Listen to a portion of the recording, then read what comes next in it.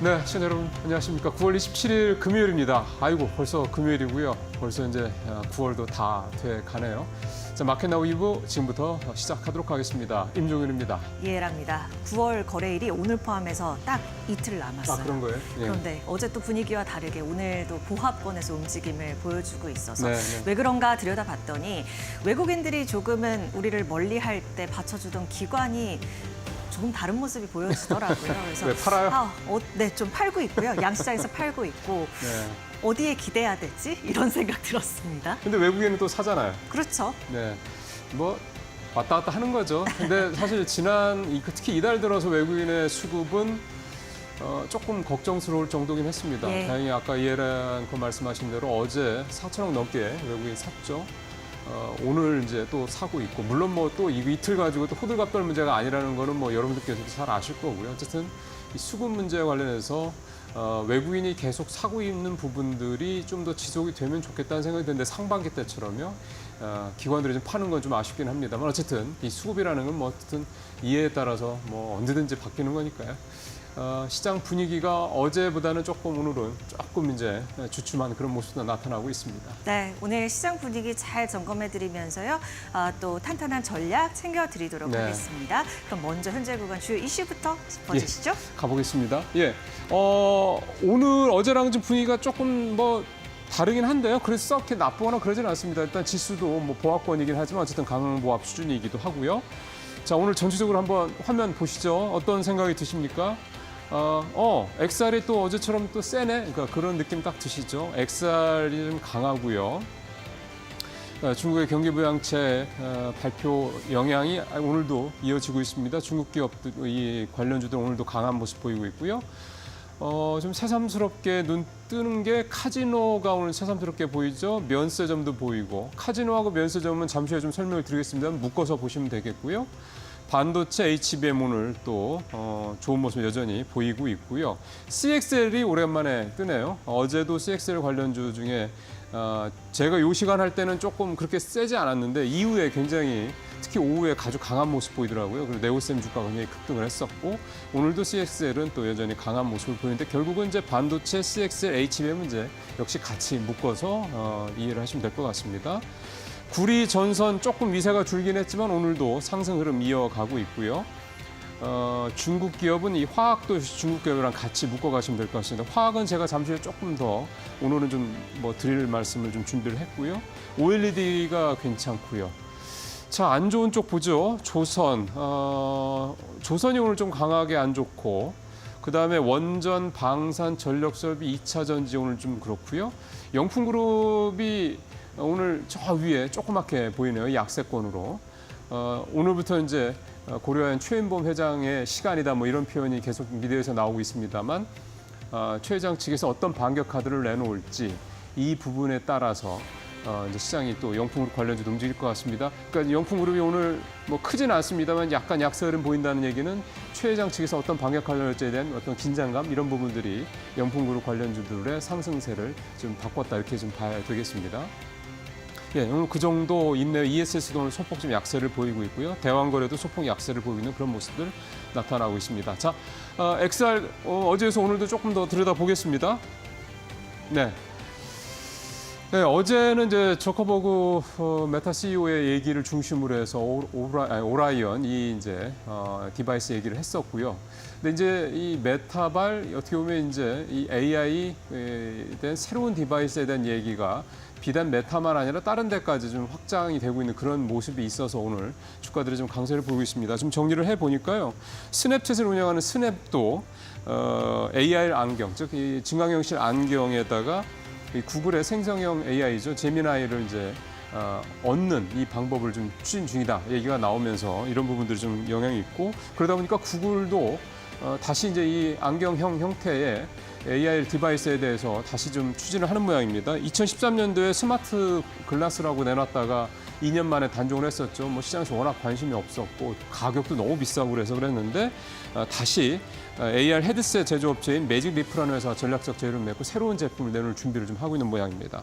애플도 AR 이 증강현실 스마트 안경을 좀 계속 개발 중이긴 한데요. 좀 늦어지고 있고요. 이게 내년 정도 나오지 않겠냐 이런 얘기들이 나오고 있습니다. 그래서 이제 XR 즉 이 확장 현실과 관련된 종목들 오늘도 강한 강세를 보이고 있습니다. 종목 보겠습니다. 맥스트 상한가, 하이소닉 어제도 좋았는데 오늘도 가격이 좀 많이 오르고 있습니다. 하이소닉은 모바일 기기용 카메라 액추에이터를 만드는 회사였네요.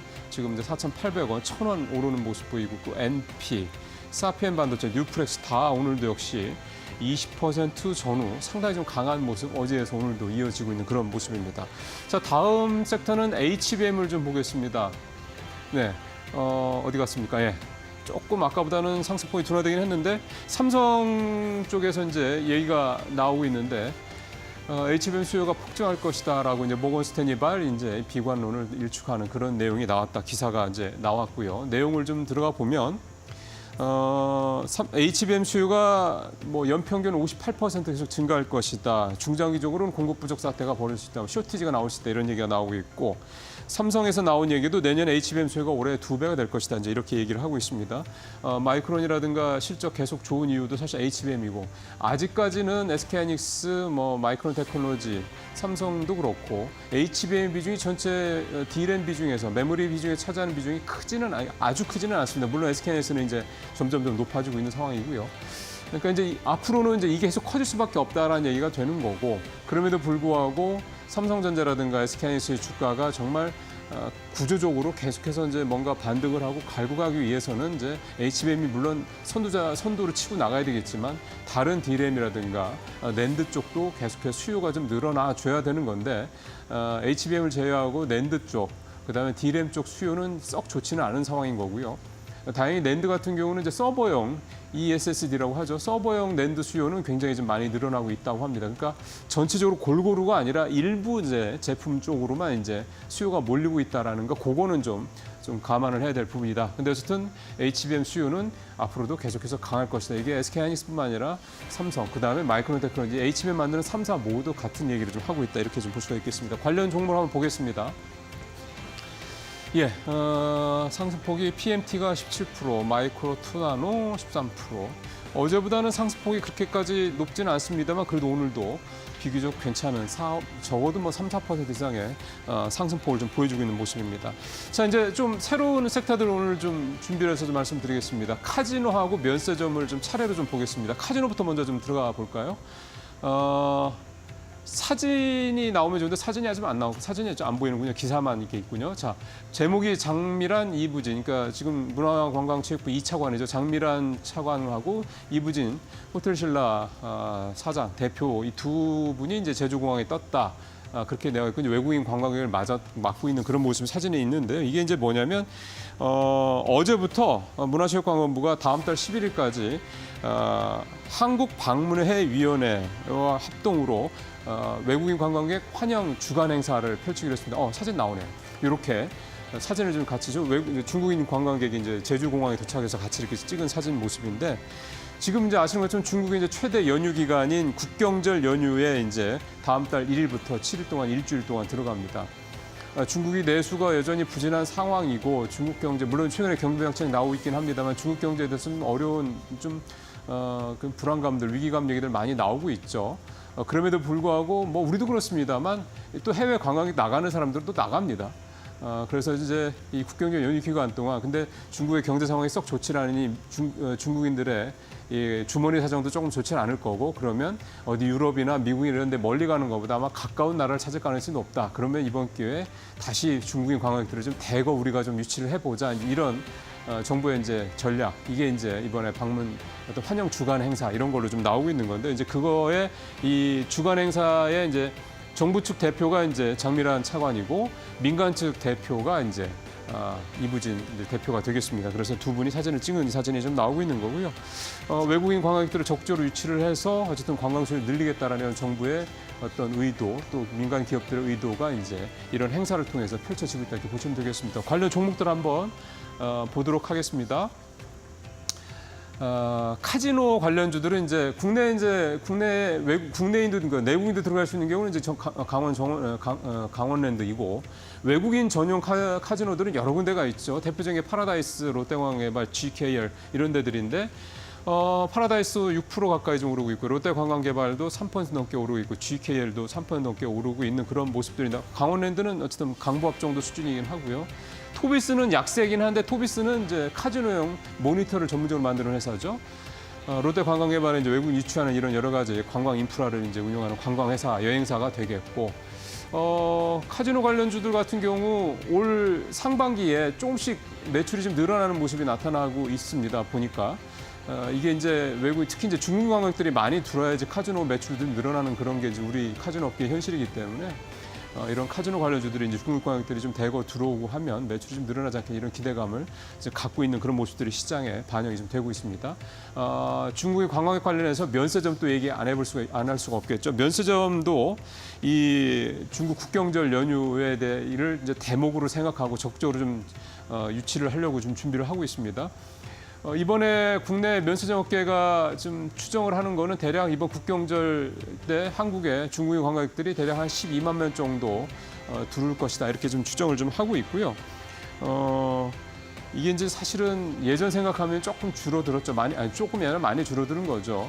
근데 물론 이제 그런 건 있습니다. 이게 우리 관광의 그 외국인들 비중, 그러니까 국가별 비중으로 봤을 때 중국인 관광객들이 여전히 좀 줄었어 해도 많긴 하고요. 근데 이제 좀 다각할 필요도 분명히 있고요. 이제 동남아라든가 좀 다른 나라에서 국내 관광객을 좀 많이 유치를 해야 될 필요가 있겠고, 어떻게 보면 지금 이제 한류 바람이 여전히 있을 때, 이럴 때 적극적으로 해외 관광객들, 특히 이 K 관련된 뭐 K 푸드라든가 뭐 팝이라든가 드라마 이렇게 좀 외국 관광객들을 이 한국의 어떤 그런 문화에 좀 흡입을 시킬 수 있는 그런 어떤 조금 전략적인 프로그램들이 조금 더 필요하지 않겠나라는 그런 생각도 듭니다. 지금은 약간 좀 따로따로 노는 그런 느낌이 좀 강하죠.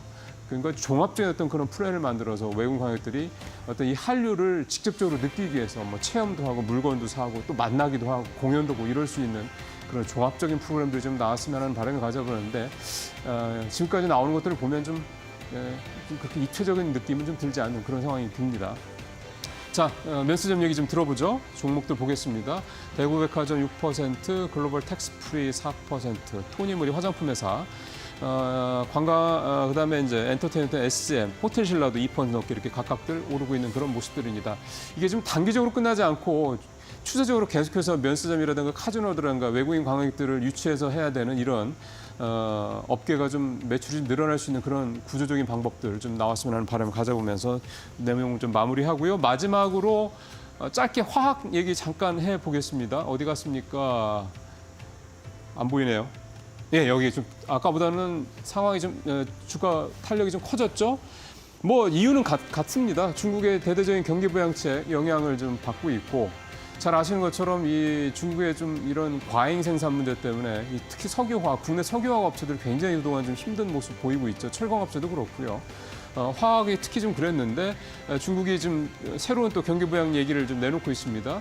지난번에 24일 날 나왔던 1조 위안 규모의 그 이를테면 이제 지준율 인하 등을 비롯한 1조 위안 규모의 경기 부양책에 추가해서 어제 열렸던 정치국 중앙회의에서 시진핑 주재로 열렸던 중앙 정치국 회의에서 국영은행들에게 1조 위안, 또 189조, 190조 원 가까운 돈을 투입을 하는, 결국 시장 유동성을 이제 푸는 거죠.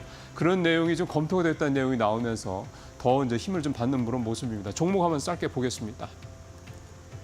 예, 롯데케미칼 10% 넘게 오르고 있고, 효성 TNC, 효성화학, 금호석유, 한화솔루션 등 이 석유화학 업체들 지금 계속 오르고 있습니다.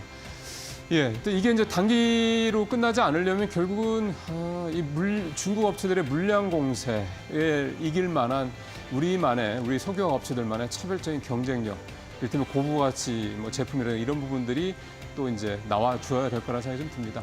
네, 이슈 브리핑 여기서 정리하고요. 계속해서 이데올론 파트너와 함께 종목 얘기 자세히 들어보시겠습니다.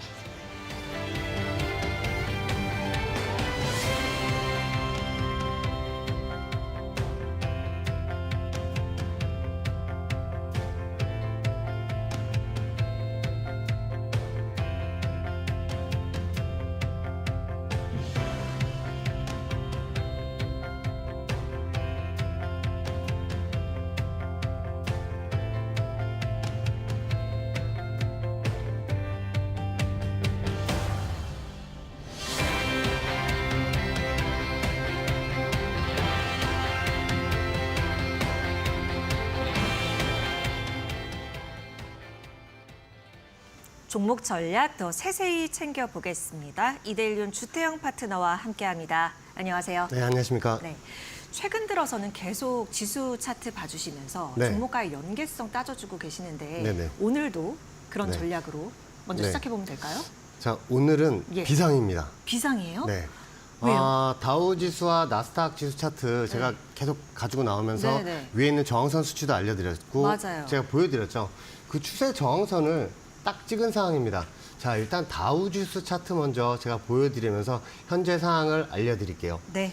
자, 다우 지수 차트 같은 경우에 밑에 있는 지금 오늘자 같은 경우에도 보시면 위에 있는 저항선이 지금 있는 게 보이실 거예요. 자, 이 저항선 같은 경우에는 과거에서부터 찍을 때마다 조정이 나왔습니다. 자, 이렇게 보시면 찍을 때마다 조정이 나온 그 그림이 보이시는데 어떠십니까? 이 추세선을 그대로 연결을 해보면요. 그 라인들을 찍을 때마다 조정이 나오는데 어디까지 조정이 나왔었냐면 다우지수 밑에 있는 그 일봉 최저점들 라인들을 그대로 한번 이어볼게요. 요 연두색 추세 지지선을 중점적으로 보시면 되는데 그 라인을 찍을 때마다 이렇게 반등이 나왔던 그 추세 지지선이 보이시죠? 예. 이 추세선을 찍을 때마다 반등이 나오던 그런 추세 지지선이 있고 어제 같은 경우에도 이 저항선 라인을 보시면 과거에서부터 계속 연동이 되어 오던 그 저항선이에요. 그래서 이 저항선을 지금 찍고 조정이 나오고 있는 그런 상황인데, 좀 밑으로 조정이 나오게 된다면 4만 500포인트까지 내려갈 수 있는 또 그런 그림이 마련이 됐기 때문에 제가 오늘 비상이라고 말씀을 드린 겁니다. 자, 나스닥 지수도 제가 하나 보면서 말씀을 드릴게요. 네. 제가 나스닥 지수 차트를 가지고 나오면서 여러분들에게 말씀을 드릴 때 위에 있는 이 빨간색 저항선을 한번 찍으러 갈 거라고 말씀을 드렸는데 그 라인을 찍고 딱 음봉으로 내려왔죠. 한 틱도 안 틀리고 딱 찍고 빠진 상황입니다. 자, 이게 제일 중요한 게 뭐냐면 과거를 보면 지금 현재도 유출을 할 수가 있는 거죠. 과거 차트를 보시면 그 저항선들을 찍을 때마다 이런 식으로 저항선으로 작용을 했어요. 그게 뭐냐면 이 빨간색 추세선 밑에 일봉이 있을 경우에 저항선을 찍고 나서 밑으로 빠지던 그런 그림들이 계속 나왔습니다. 자, 밑에 있는 지지선에 다시 올라가고 나서 위에 있는 저항선을 찍고 나서 다시 내려온 후에 지지선에서 다시 반등이 나와서 지금 나스닥 저항선까지 올라간 그런 상황이에요. 자, 그래서 뭐를 말씀을 드리고 싶으냐 하면, 자, 이 저항선을 뚫고 올라가서 일봉상 지지를 했을 경우에는 다시 지지선 삼아서 위로 올라가는 그런 상황이 펼쳐질 수가 있습니다. 어떤 상황이냐면, 과거에 이렇게 저항선을 뚫고 나서 올라간 그런 그림들도 한번 보실 수가 있으실 거예요. 자, 그렇다면 오늘장 다우지수와 나스닥 지수를 잘 보셔야 하는 게 이 저항선을 뚫고 올라가서 위로 슈팅이 나오는지 여기서 더 음봉으로 내려온다면 밑에 있는 17,000포인트까지 다시 내려갈 수 있는 그런 그림이 마련이 되니까 혹시나 지수 관련주를 가지고 계신 분들이 있으시다면 좀 비중을 좀 줄이시면서 대응을 하시는 게 더 계좌 관리에 더 도움이 되지 않을까 그렇게 생각을 합니다. 왜냐하면 이 저항선을 찍고 나서 언제나 하락을 했던 그런 미국장의 모습을 보고 계시니까 어느 정도 그 하락이 나왔다는 걸 유추를 하시면서 대응을 하시면 되겠습니다. 자, 네. 그리고 알겠습니다. 일단 저희가 네. 지수 차트 2개 봤거든요. 다우와 나스닥. 최근에 그랬듯이 이 지수 흐름에 따라서 이제 연동되는 부분을 살펴봐 주시려고 이 지수를 먼저 본 건데요. 비상이라고 이야기를 했어요. 왜냐하면 강력한 저항선에 지금 맞닿아 있거든요. 네, 맞습니다. 그래서 현재 구간이 굉장히 중요할 것 같아요. 이것을 넘어선다면 조금은 네, 다시 한번 더 한번 슈팅이 나올 수 있는. 슈팅이 나올 수 네. 있는 지지하고 올라갈 수 있는 흐름이지만 오늘자 음봉이 나온다면 조금 힘이 빠질 수 있겠다라는 생각을 엿들을 수 있는 얘기였고요. 자, 다음은요. 오늘도 테슬라, 엔비디아 말씀 주실 거죠? 네네네. 예. 자, 이 테슬라 차트를 가지고 나왔는데 일단 나스닥 영향을 되게 많이 받는 그런 또 차트고요. 우리 장 같은 경우에는 자율주행 관련주 그리고 2차 전지 관련주들이 테슬라가 올라가면서 이렇게 순차적으로 교대를 하면서 올라가던 그런 그림을 또 마련이 됐습니다. 자, 제가 테슬라 차트를 가지고 나오면서 일단은 현재 상황 같은 경우에 오늘 고점을 만들고 나서 다시 한번 음봉으로 빠진 그런 그림이 나오는데요.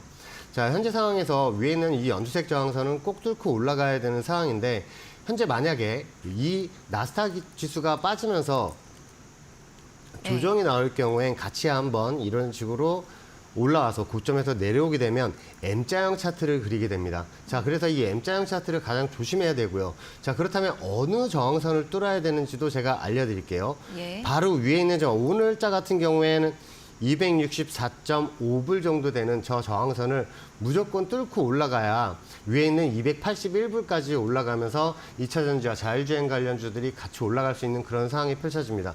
자, 오늘자 이 M자형 우측 상단에서 음봉을 만들었다는 게 상당히 좀 기분이 나쁜 그런 상황이거든요.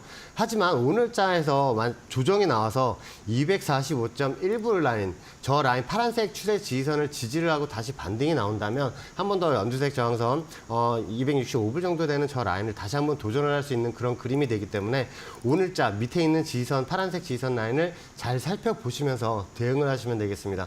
왜냐하면 저 라인을 깨고 내려가면 예전에 제가 엔비디아도 M자형 헤드앤숄더 머리 구간을 만들 거라고 말씀을 드린 그 상황과 아주 똑같은 상황이에요. 밑에 있는 이 파란색 지지선을 깨고 내려가면 M자형 우측 상단을 만들 수 있는 그런 그림이 나오니까 저 라인들을 잘 지키고 올라가는지도 우리가 또 확인을 해야겠습니다. 자, 그리고 엔비디아 차트를 하나 보면서 말씀을 드릴게요. 자, 이 엔비디아 차트가 우리나라 반도체 관련주하고 아주 밀접한 관련이 있는 거 아시죠? 자, 지수 상승도 견인을 하는 그런 엔비디아가 올라가면 삼성전자나 SK하이닉스 같은 종목들이 올라가면서 지수를 또 상승 견인을 하는 그런 효과가 있겠죠. 자, 엔비디아 같은 경우에 위에 있는 우리가 주목해야 되는 라인이 일봉상 고점 라인들로 계속 찍을 때마다 조정이 나왔던 그 그림을 보고 계십니다. 자, 그렇게 해서 한 번 더 이렇게 조정이 나왔었고요. 자, 지금 반등이 나오고 있는데 저항선을 한번 살짝 뚫었다가 살짝 내려온 그림입니다. 자, 그렇다면 밑에 있는 지지선에서 다시 한번 반등이 나올 거라고 예상을 하는데 저 지지선을 찍고 나서 반등이 나오는지 꼭 잘 주시를 해야 될 것 같습니다. 왜냐하면 지지를 하고 반등이 나온다면 전체적인 W자 그림으로 올라갈 수 있는 그 그림이 딱 마련이 돼요. 자, 그렇기 때문에 밑에 있는 지지선 라인하고 수치도 알려드릴 테니까 그 라인들을 한번 잘 살펴보시면 되겠습니다. 네. 자, 오늘자 엔비디아 밑에 있는 지지선 라인 같은 경우에 119.7불 정도 되는 이 빨간색 추세 지지선이 기다리고 있고요. 자, 반등이 나와서 위로 올라가게 된다면 다음 주에 만약에 137불까지 올라갈 수 있는 그런 상황이 펼쳐지니까 저렇게 올라갈 때 같은 우리 SK하이닉스나 삼성전자를 비롯한 반도체 관련주들이 또 올라가면서 지수 상승을 견인할 수 있겠죠.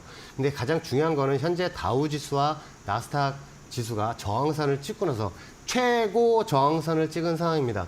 자, 선물 옵션을 하시는 파생하시는 분들은 그 저항선에서 지금 매도를 하시려고 계속 준비 중이실 거예요. 왜냐하면 지수가 하락할수록 수익이 나는 상품이니까. 자, 그렇다면 우린 주식하는 입장에서는 일단은 저항선을 맞은 상황이니까 일단은 좀 조심을 하면서 비중을 줄여서 나중에 지선에 왔을 때 그 비중을 줄인 만큼 다시 매수를 담아가는 그런 전술이 아주 중요한 시점이 아닌가 그렇게 생각을 합니다. 네. 그 다우 나스닥 지수 차트랑요, 엔비디아, 테슬라 이 차트 통해서 결국 공통점을 뽑아보자면 강력한 저항선 구간에 지금 진입을 해 있다는 겁니다. 네. 그래서 오늘장 흐름이 굉장히 중요할 것 같다는 생각이 들고 그러한 자리를 짚어준 겁니다.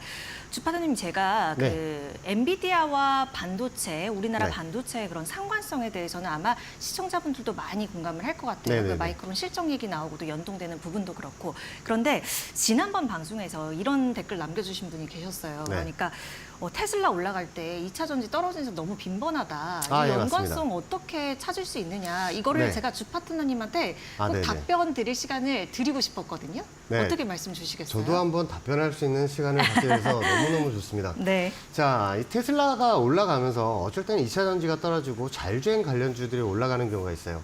자, 그런 경우는 어떤 경우냐면 제가 좀 이따 또 에코프로 차트를 보면서 말씀을 드릴 테지만 저항선에 있는 찍고 나서 2차 전지들이 조정이 나오고 있는 그런 상황이었어요. 자, 그렇다면 테슬라가 올라가는데 저항선을 우리나라 국내 저항선을 찍고 빠지는 상황이었고요. 자율주행 관련주들은 밑에 있는 지지선을 찍고 나서 반등이 나오는 상황이었기 때문에 테슬라가 올라갈 때 탄력받아서 올라갔던 그런 경우고요. 자, 2차 전지 제가 저번에 테슬라가 올라가는데 2차 전지 관련주들 주목해서 보시라고 한 이유가 저항선을 뚫고 올라가 있는 상황이기 때문에 한 번 더 탄력받아서 같이 올라가는 그런 상황이었습니다. 자, 그래서 이런 거를 잘 보실 때 추세선을 지지를 하고 올라가 있는 종목이 만약에 2차 전지라면 테슬라가 올라갈 때 같이 동반 상승하는 그런 그림이 마련이 되고 저항선을 찍은 만약 자율주행 관련주가 저항선을 찍었을 때 테슬라가 올라간다 해도 일단은 국내 메이저들은 일단 물량을 팔면서 주가 자율주행 관련주 하락이 나오겠죠. 자, 그렇게 이해를 하시면 되겠습니다. 네, 질문 잘 드렸죠? 네. 그러면 저희가 종목 네. 얘기, 우리 종목들 얘기 하나씩 짚어보도록 하겠습니다. 네. 일단 엔비디아를 우리가 살펴봤으니까 반도체 쪽 봐야 될 것 같아요. 네. 최근에 그래도 그 하락분을 딛고 일어서는 모습을 좀 보여줬거든요. 현재 구간에서 어떻게 봐야 됩니까? 자, 현재 구간 제가 삼성전자 차트를 먼저 가져 나와서 한번 보여드리면서 말씀을 드리겠습니다. 자, 삼성전자 저점 라인을 어디에서 형성했는지 또 궁금해하실 거니까 제가 그래프를 보면서 말씀을 드릴게요. 자, 맨 왼쪽에 있는 이 라인들을 보시면 일봉상 고점 라인들하고 계속 연동이 되던 그 라인들이 있습니다. 자, 그 라인들, 일봉 저점 라인들을 그대로 연동을 하면 최근에 들어서 그 밑에 있는 지선 라인들하고 연동이 되던 그 그림을 한번 볼 수가 있는데 제가 조금 확대를 해서 보여드릴게요. 자, 그렇게 연동을 해서 보면 밑에 있는 이 지선에서 반등이 나오고 나서 위에 있는 이 연두색 저항선을 뚫고 나서 지금 지지를 하고 올라가고 있는 그런 상황입니다. 자, 그렇다면 위에 어디까지 올라갈 수 있는지도 한번 살펴봐야 할 텐데요. 자, 엔비디아가 밑에 있는 지선 라인들을 찍고 위에 올라가면 137불까지 올라갈 수 있는 그런 상황이 펼쳐진다고 말씀을 드렸는데 그렇게 된다면 삼성전자도 같이 올라갈 수 있는 그런 상황이 펼쳐지겠죠. 자, 과거에서 보면 위에서 저항선 삼던 라인들과 계속 연동이 되던 그 라인들이 있습니다. 그 연동되는 라인들을 나중에 지선 삼고 올라가던 8월 5일자의 모습도 보실 수가 있고요. 자, 그렇다면 엔비디아가 137불까지 올라가게 된다면 삼성전자는 위에 있는 저항선 삼성전자는 68,700원까지 올라갈 수 있는 그런 그림이 마련이 되고 뚫고 올라가게 된다면 위에 있는 78,000원까지 올라갈 수 있는 그런 그림이 마련이 됩니다. 자, 그렇다면 다른 SK하이닉스도 한번 볼게요. 자, SK하이닉스 같은 경우에 제가 나와서 말씀을 드렸을 때 제가 9월 3일 날 매수를 말씀을 드렸죠. 어떤 자리에서 제가 매수를 말씀을 드렸냐면 이날 말씀을 드렸습니다. 17만 원 위에 있는데 15만 3천 원에 매수를 잡으시라고 말씀을 드려서 되게 당황하셨을 거예요. 왜냐하면 엔비디아가 떨어질 거를 예상을 해서 밑에 있는 이 지지선에서 매수를 잡으라고 말씀을 드렸는데 15만 2,900원까지 찍고 나서 반등이 났죠. 자, 계속 방송에 나와서 말씀을 드릴 때 이 라인 밑에서는 계속 매수를 잡으셔도 된다고 말씀을 드렸고, 자, 오늘자 같은 경우에는 24%의 상승이 현재 나오고 있는 그런 상황입니다. 자, 그렇게 된다면 위에 있는 저항선 엔비디아가 올라간다면 20만 원이 SK하이닉스의 저항선이 되니까 20만 원이 오면 일단 전부 익절을 하고 30% 정도 수익되는 라인이거든요. 전부 익절을 하고 조정 시 다시 매수 잡는 그런 전술을 펼치려고 합니다. 자, 하나를 더 보겠습니다. 한미 반도체입니다. 자, 이 한미 반도체 같은 경우에도 밑에 있는 이 지지선, 추세 지지선을 계속 연동해서 이어져 오던 그 라인들을 계속 두 번이나 또 지지를 하고 나서 올라간 그런 그림이에요. 단기 저항선을 지금 뚫고 나서 어제자 같은 경우에 지지 삼고 오늘 올라가는 상황인데 위에 있는 저항선 같은 경우에 12만 6,300원 정도 되는 단기 저항선이 펼쳐지고 있고요. 자, 혹시나 매수를 한번 노리신다면 다시 한번 조정 시에 밑에 있는 이 연두색 지지선 라인들을 한번 노리시는 게 어떨까 싶습니다. 네.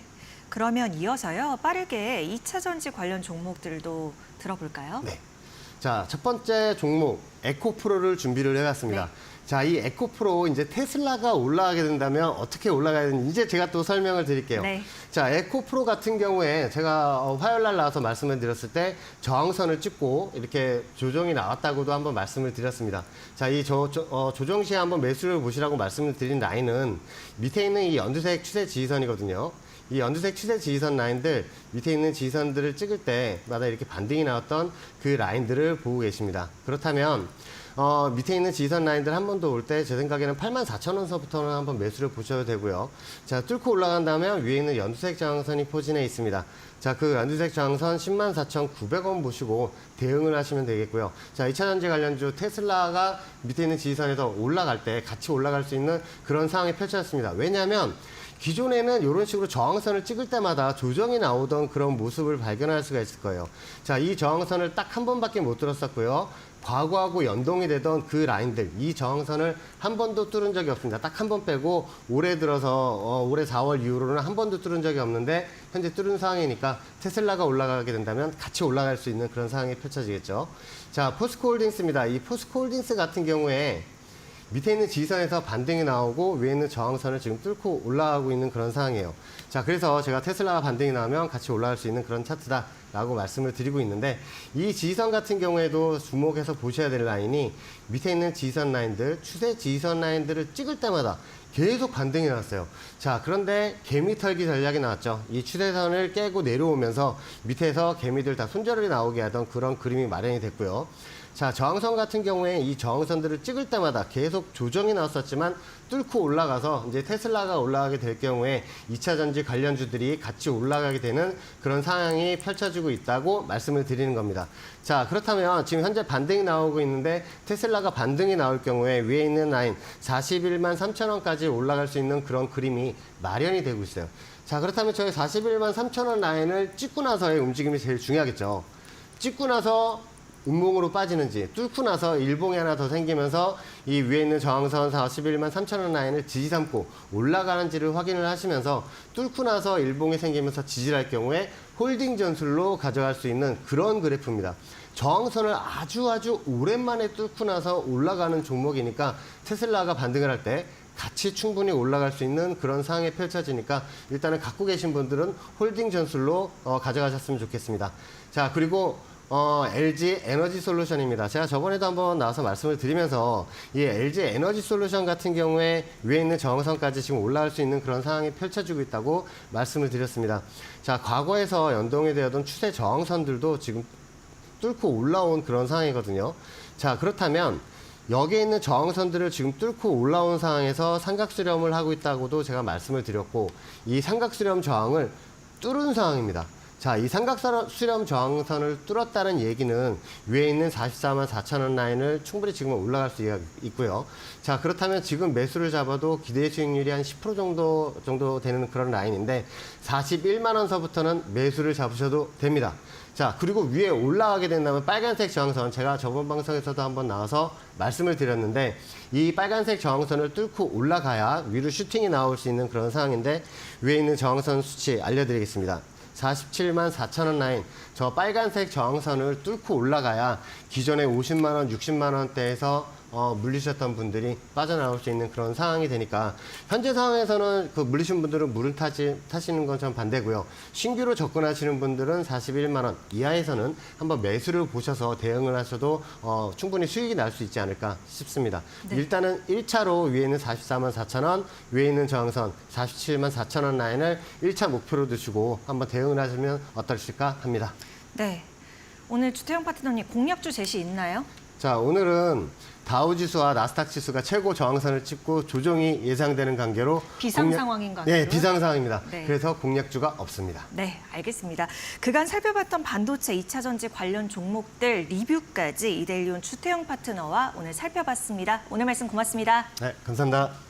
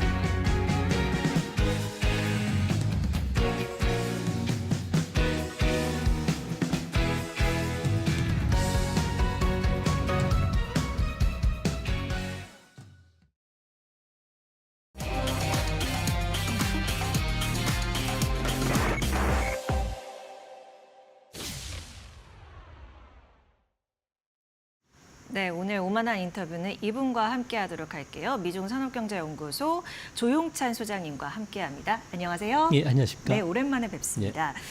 미국과 중국의 그런 정세를 두루 보시니까 이 시점에 꼭 모시고 싶었습니다. 오늘 기준으로요, 미국 대선이 한 40일 정도 남았더라고요. 아무래도 이 결과에 따라서 세계 정세 그리고 우리 경제에 미치는 영향까지 굉장히 중요한 그런 이벤트일 텐데요. 일단 개괄적으로, 포괄적으로 어떤 영향을 줄지 우리가 좀 목차를 잡아볼까요, 소장님? 아무래도 미국은 세계 최대 경제 대국이기 때문에 뭐 우리나라뿐만 아니라 세계 경제에 미치는 영향은 뭐 지대할 수밖에 없는데요. 가장 중요한 것은 앞으로 두 후보 모두 통상 정책이라든지 환경 정책, 외교, 안보의 그 스탠스가 전혀 다르다는 겁니다. 네. 어느 후보가 되느냐에 따라서 우리나라의 모든 그 경제나 그리고 외교 정책 방향이 다시 바뀌게 될 가능성이 큰데요.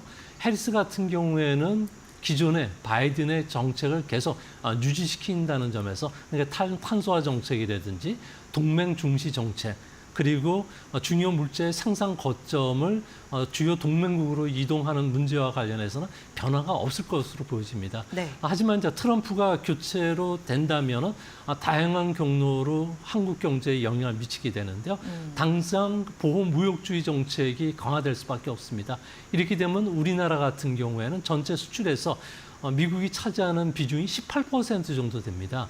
그중에서도 인도나 중국, 베트남 같이 해외에서 생산 기지에서 만들어서 미국으로 수출하는 부가가치 무역 규모까지 고려하면은 근 30% 정도가 차지하는데 이렇게 됐을 경우에 우리나라에 큰 영향을 끼칠 수밖에 없다. 특히 자동차 같은 경우에는 대미 수출이 그 미국 판매 점유율이 10.8%로 세계 4위 정도 되는데 예. 이게 직접 타격을 받을 수가 있는 거고요.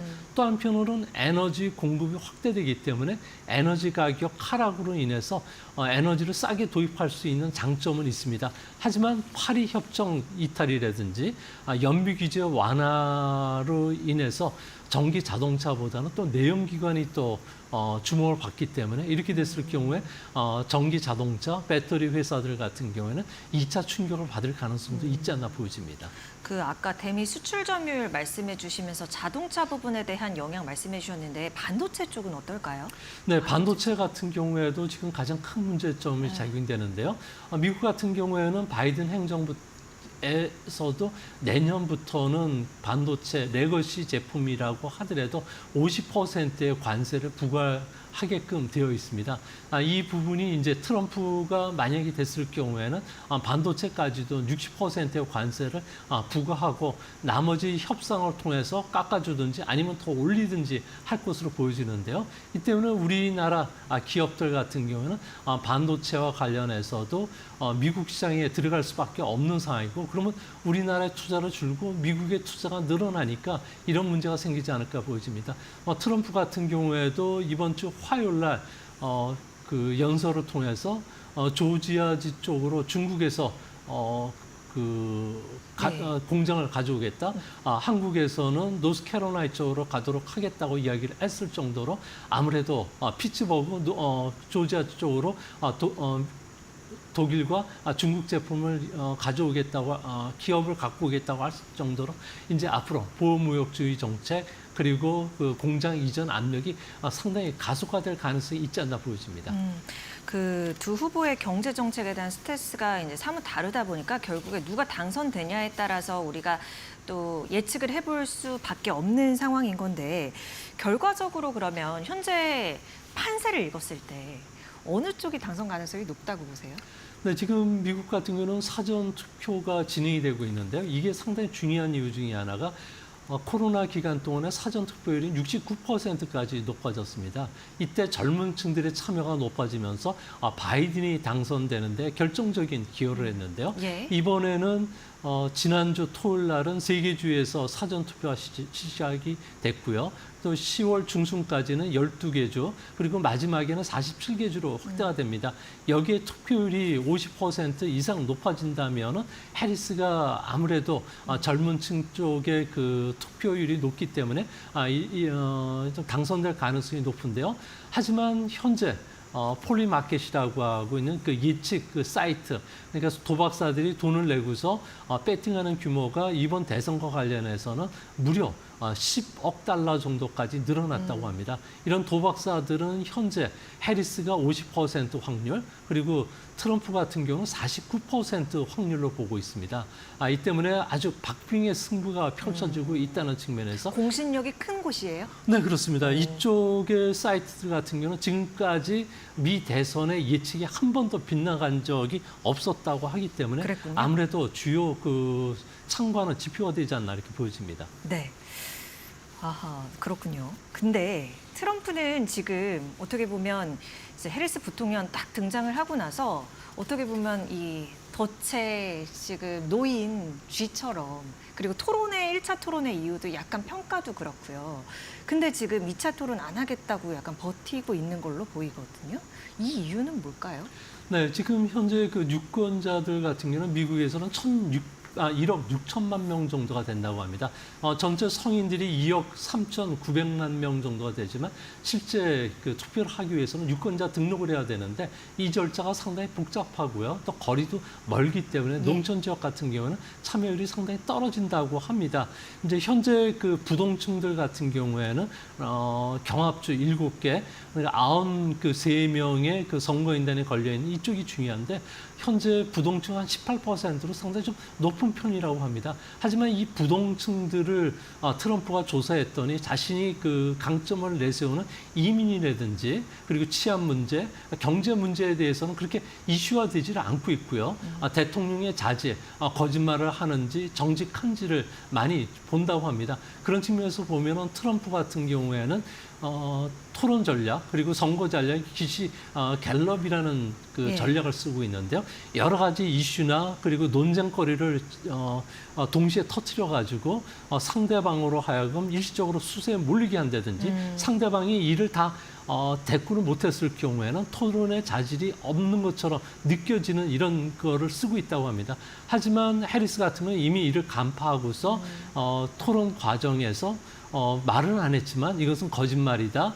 또 거짓말을 하고 있다. 사실이 아니다는 표정을 통해서 이야기를 전달했고요. 이 표정은 언론기관을 통해서 체크를 했더니 1차 TV 토론에서는 162번의 거짓말을 했는데 1분당 2번의 거짓말인 걸 판결이 됐습니다. 이 때문에 만약에 이번에 다시 또 이런 토론을 했을 경우에 해리스의 그 스타일에 밀릴 가능성이 크다는 점에서 이제 2차 토론보다는 이번에는 아무래도 부통령 간의 토론이 더 중요한 그 테마로 되지 않을까 생각이 됩니다. 쉽게 말해서 트럼프는 이렇게 토론회 때나 평소에 이제 발언의 그런 수위나 그런 정확도 같은 거 봤을 때 일단은 막 지르고 보는 스타일인데 이번에 그 거짓말 개수 판별된 걸로 봤을 때도 이미 해리스, 그러니까 민주당 쪽에서 그것을 간파하고 잘 대응을 했다. 뭐 이 전략에 대한 트럼프가 방향이 그분의 스타일로 봤을 때 막 달라질 것 같진 않아요. 그러니까 한 발 후퇴하는 TV 토론은 굳이 받지 않는 그런 모습으로 가고 있다라는 말씀이신 거고. 그런데 반면요, 이 해리스에 대한 지지도 이게 조금은 과장됐다? 이런 얘기도 좀 있다고 하던데요. 네, 그렇습니다. 해리스의 그 지지율은 트럼프보다는 한 2%포인트 정도 현재 높게 나오고 있는데요. 바이든으로부터 그 대통령 후보를 바톤을 넘겨받은 때에서는 한 6% 정도 트럼프에 비해서 뒤쳐졌지만 최근에 많이 회복이 되는 그런 모습을 보여주고 있습니다. 여기서 보면 최근에 너무 급속하게 올라온 것과 관련해서 워싱턴 포스트라든지 뉴스위크지 같은 경우에는 이 통계 그 모집 표본 수에 문제가 있다는 이야기를 하고 있는데요. 아무래도 젊은 층들 같은 경우에는 답변이 상당히 좀 많고요. 그렇지만 젊은 층들 같은 경우에 투표장에 갈지는 의문이라는 거죠.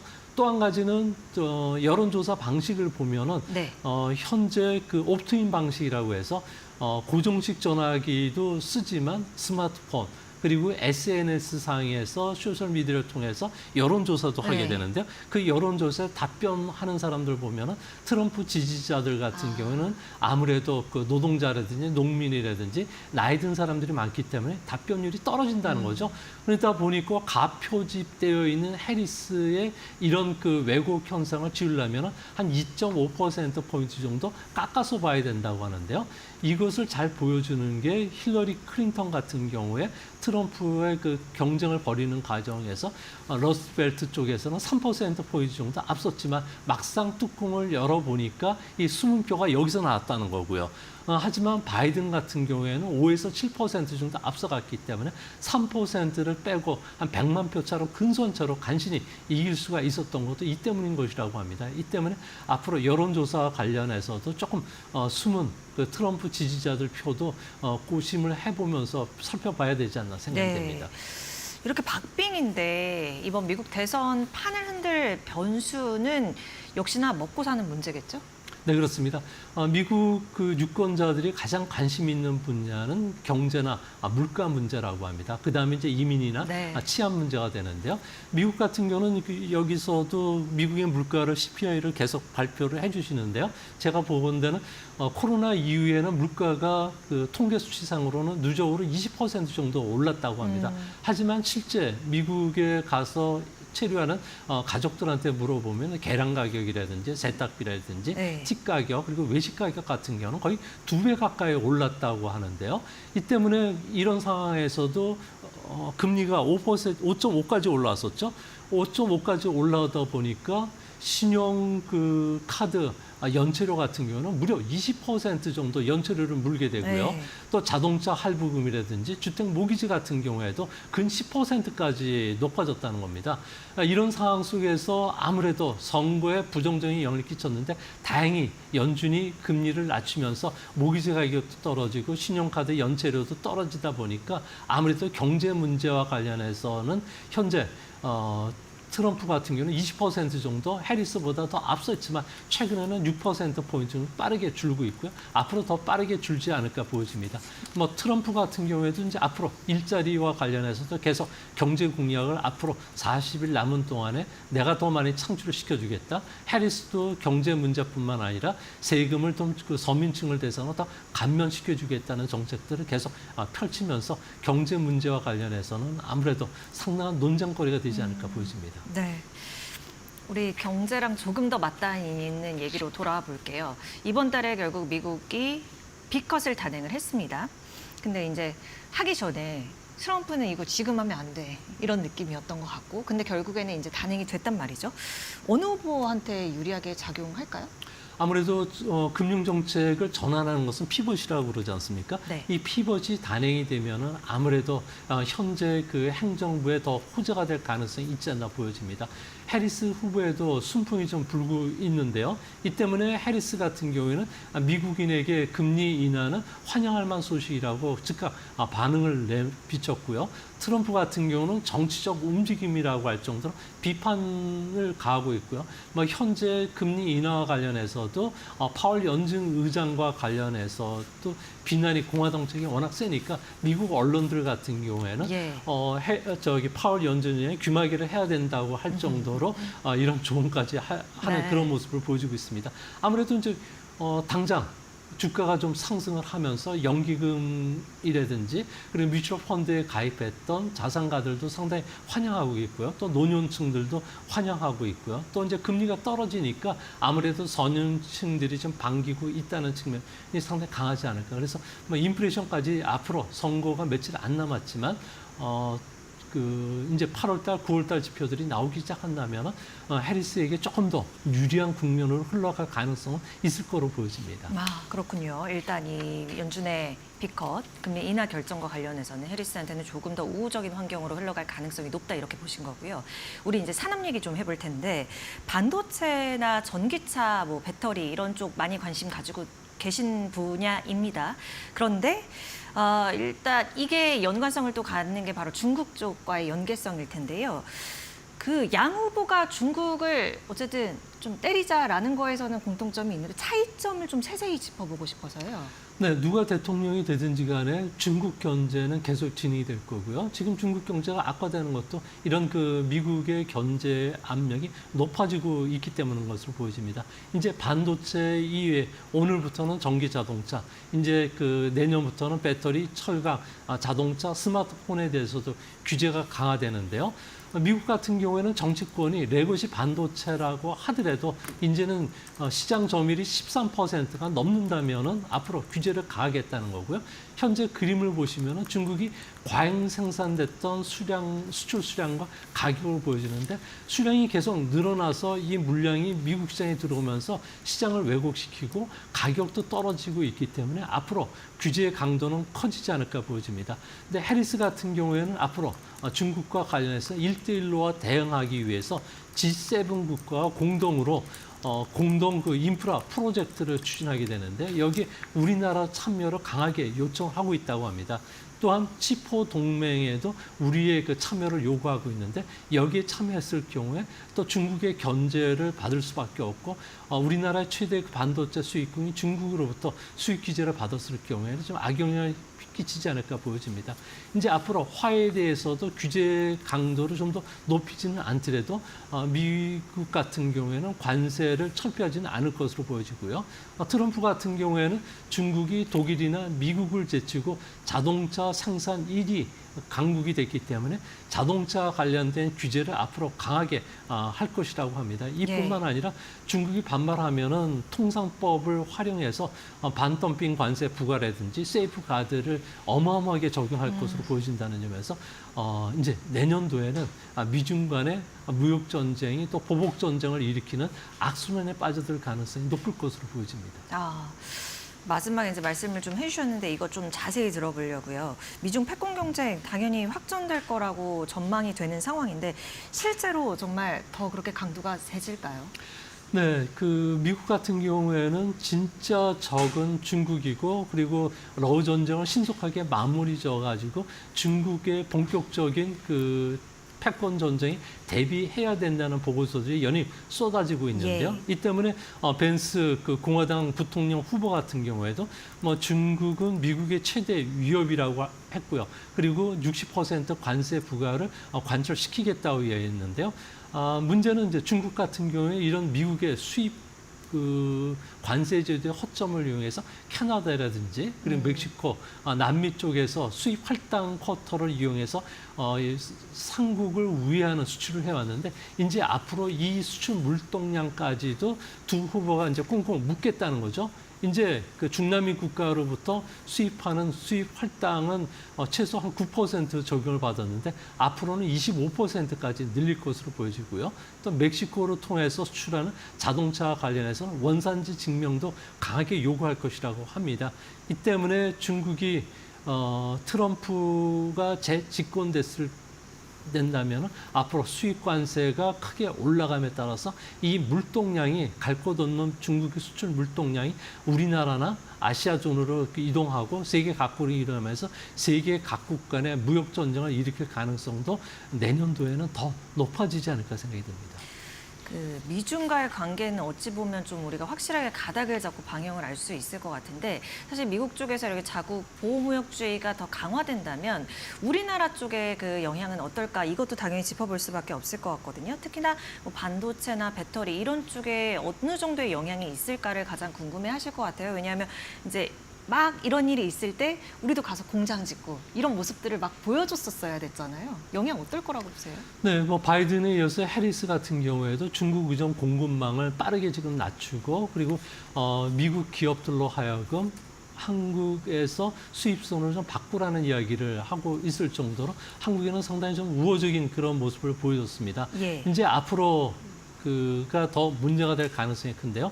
현재 우리나라 같은 경우에는 미국의 최대 투자국이 됐습니다. 작년 기준으로 무려 215억 달러 정도를 투자를 해왔는데 이제 트럼프 대통령이 이제 재선이 됐을 경우에 대만이라든지 독일, 우리나라 쪽에서 반도체를 비롯해서 전기차 이런 쪽의 투자들을 더 많이 받을 가능성이 있고요. 또 가전제품, 세탁기와 관련된 공장도 더 지어달라고 할 가능성이 높다고 합니다. 이렇게 된다면은 최근에 들어와서 그 자동차 산업들 같은 경우에는 네. 지난 한 4년간 100% 정도 대미 수출이 늘었는데요. 무려 223억 달러 정도가 늘어났다고 합니다. 이 문제와 관련해서도 자동차와 관련해서는 아마 10%, 또 많게는 20% 정도 관세를 또 부과시키고 미국의 공장을 지어달라는 압박이 더 커지지 않을까 네. 보여지고요. 또 트럼프 같은 경우에는 친환경 정책을 내지 철폐를 시키겠다고 했기 때문에 그동안에 보조금을 받아왔던 LG 에너지 솔루션이라든지 SK온 그리고 삼성 SDI 같은 경우에도 현지 투자를 좀 확대할 수밖에 없다는 점에서 우리나라 그 투자가 일자리가 많이 줄어드는 이런 그 단점도 있지 않을까 생각이 됩니다. 네. 그 트럼프가 전기차 보조금 폐지에 서명하겠다. 요거는 약간 조금 잘못된 사실하고 그 말씀을 하신 거는 아닌데 참고로 말씀드리려고 전기차 강제를 끝내겠다 뭐 이런 예. 또 취지의 발언을 해서 어쨌든 조금 축소의 가닥이 있지는 않을까 우리가 이렇게 예상을 해볼 수 있는 것 같습니다. 그리고 또 한 가지 얘기하는 게 두 후보가 극명하게 좀 보이는 게 법인세 부분이잖아요. 한 명은 올리겠다 그러고 한 명은 내리겠다고 하고. 영향 어떻게 보세요?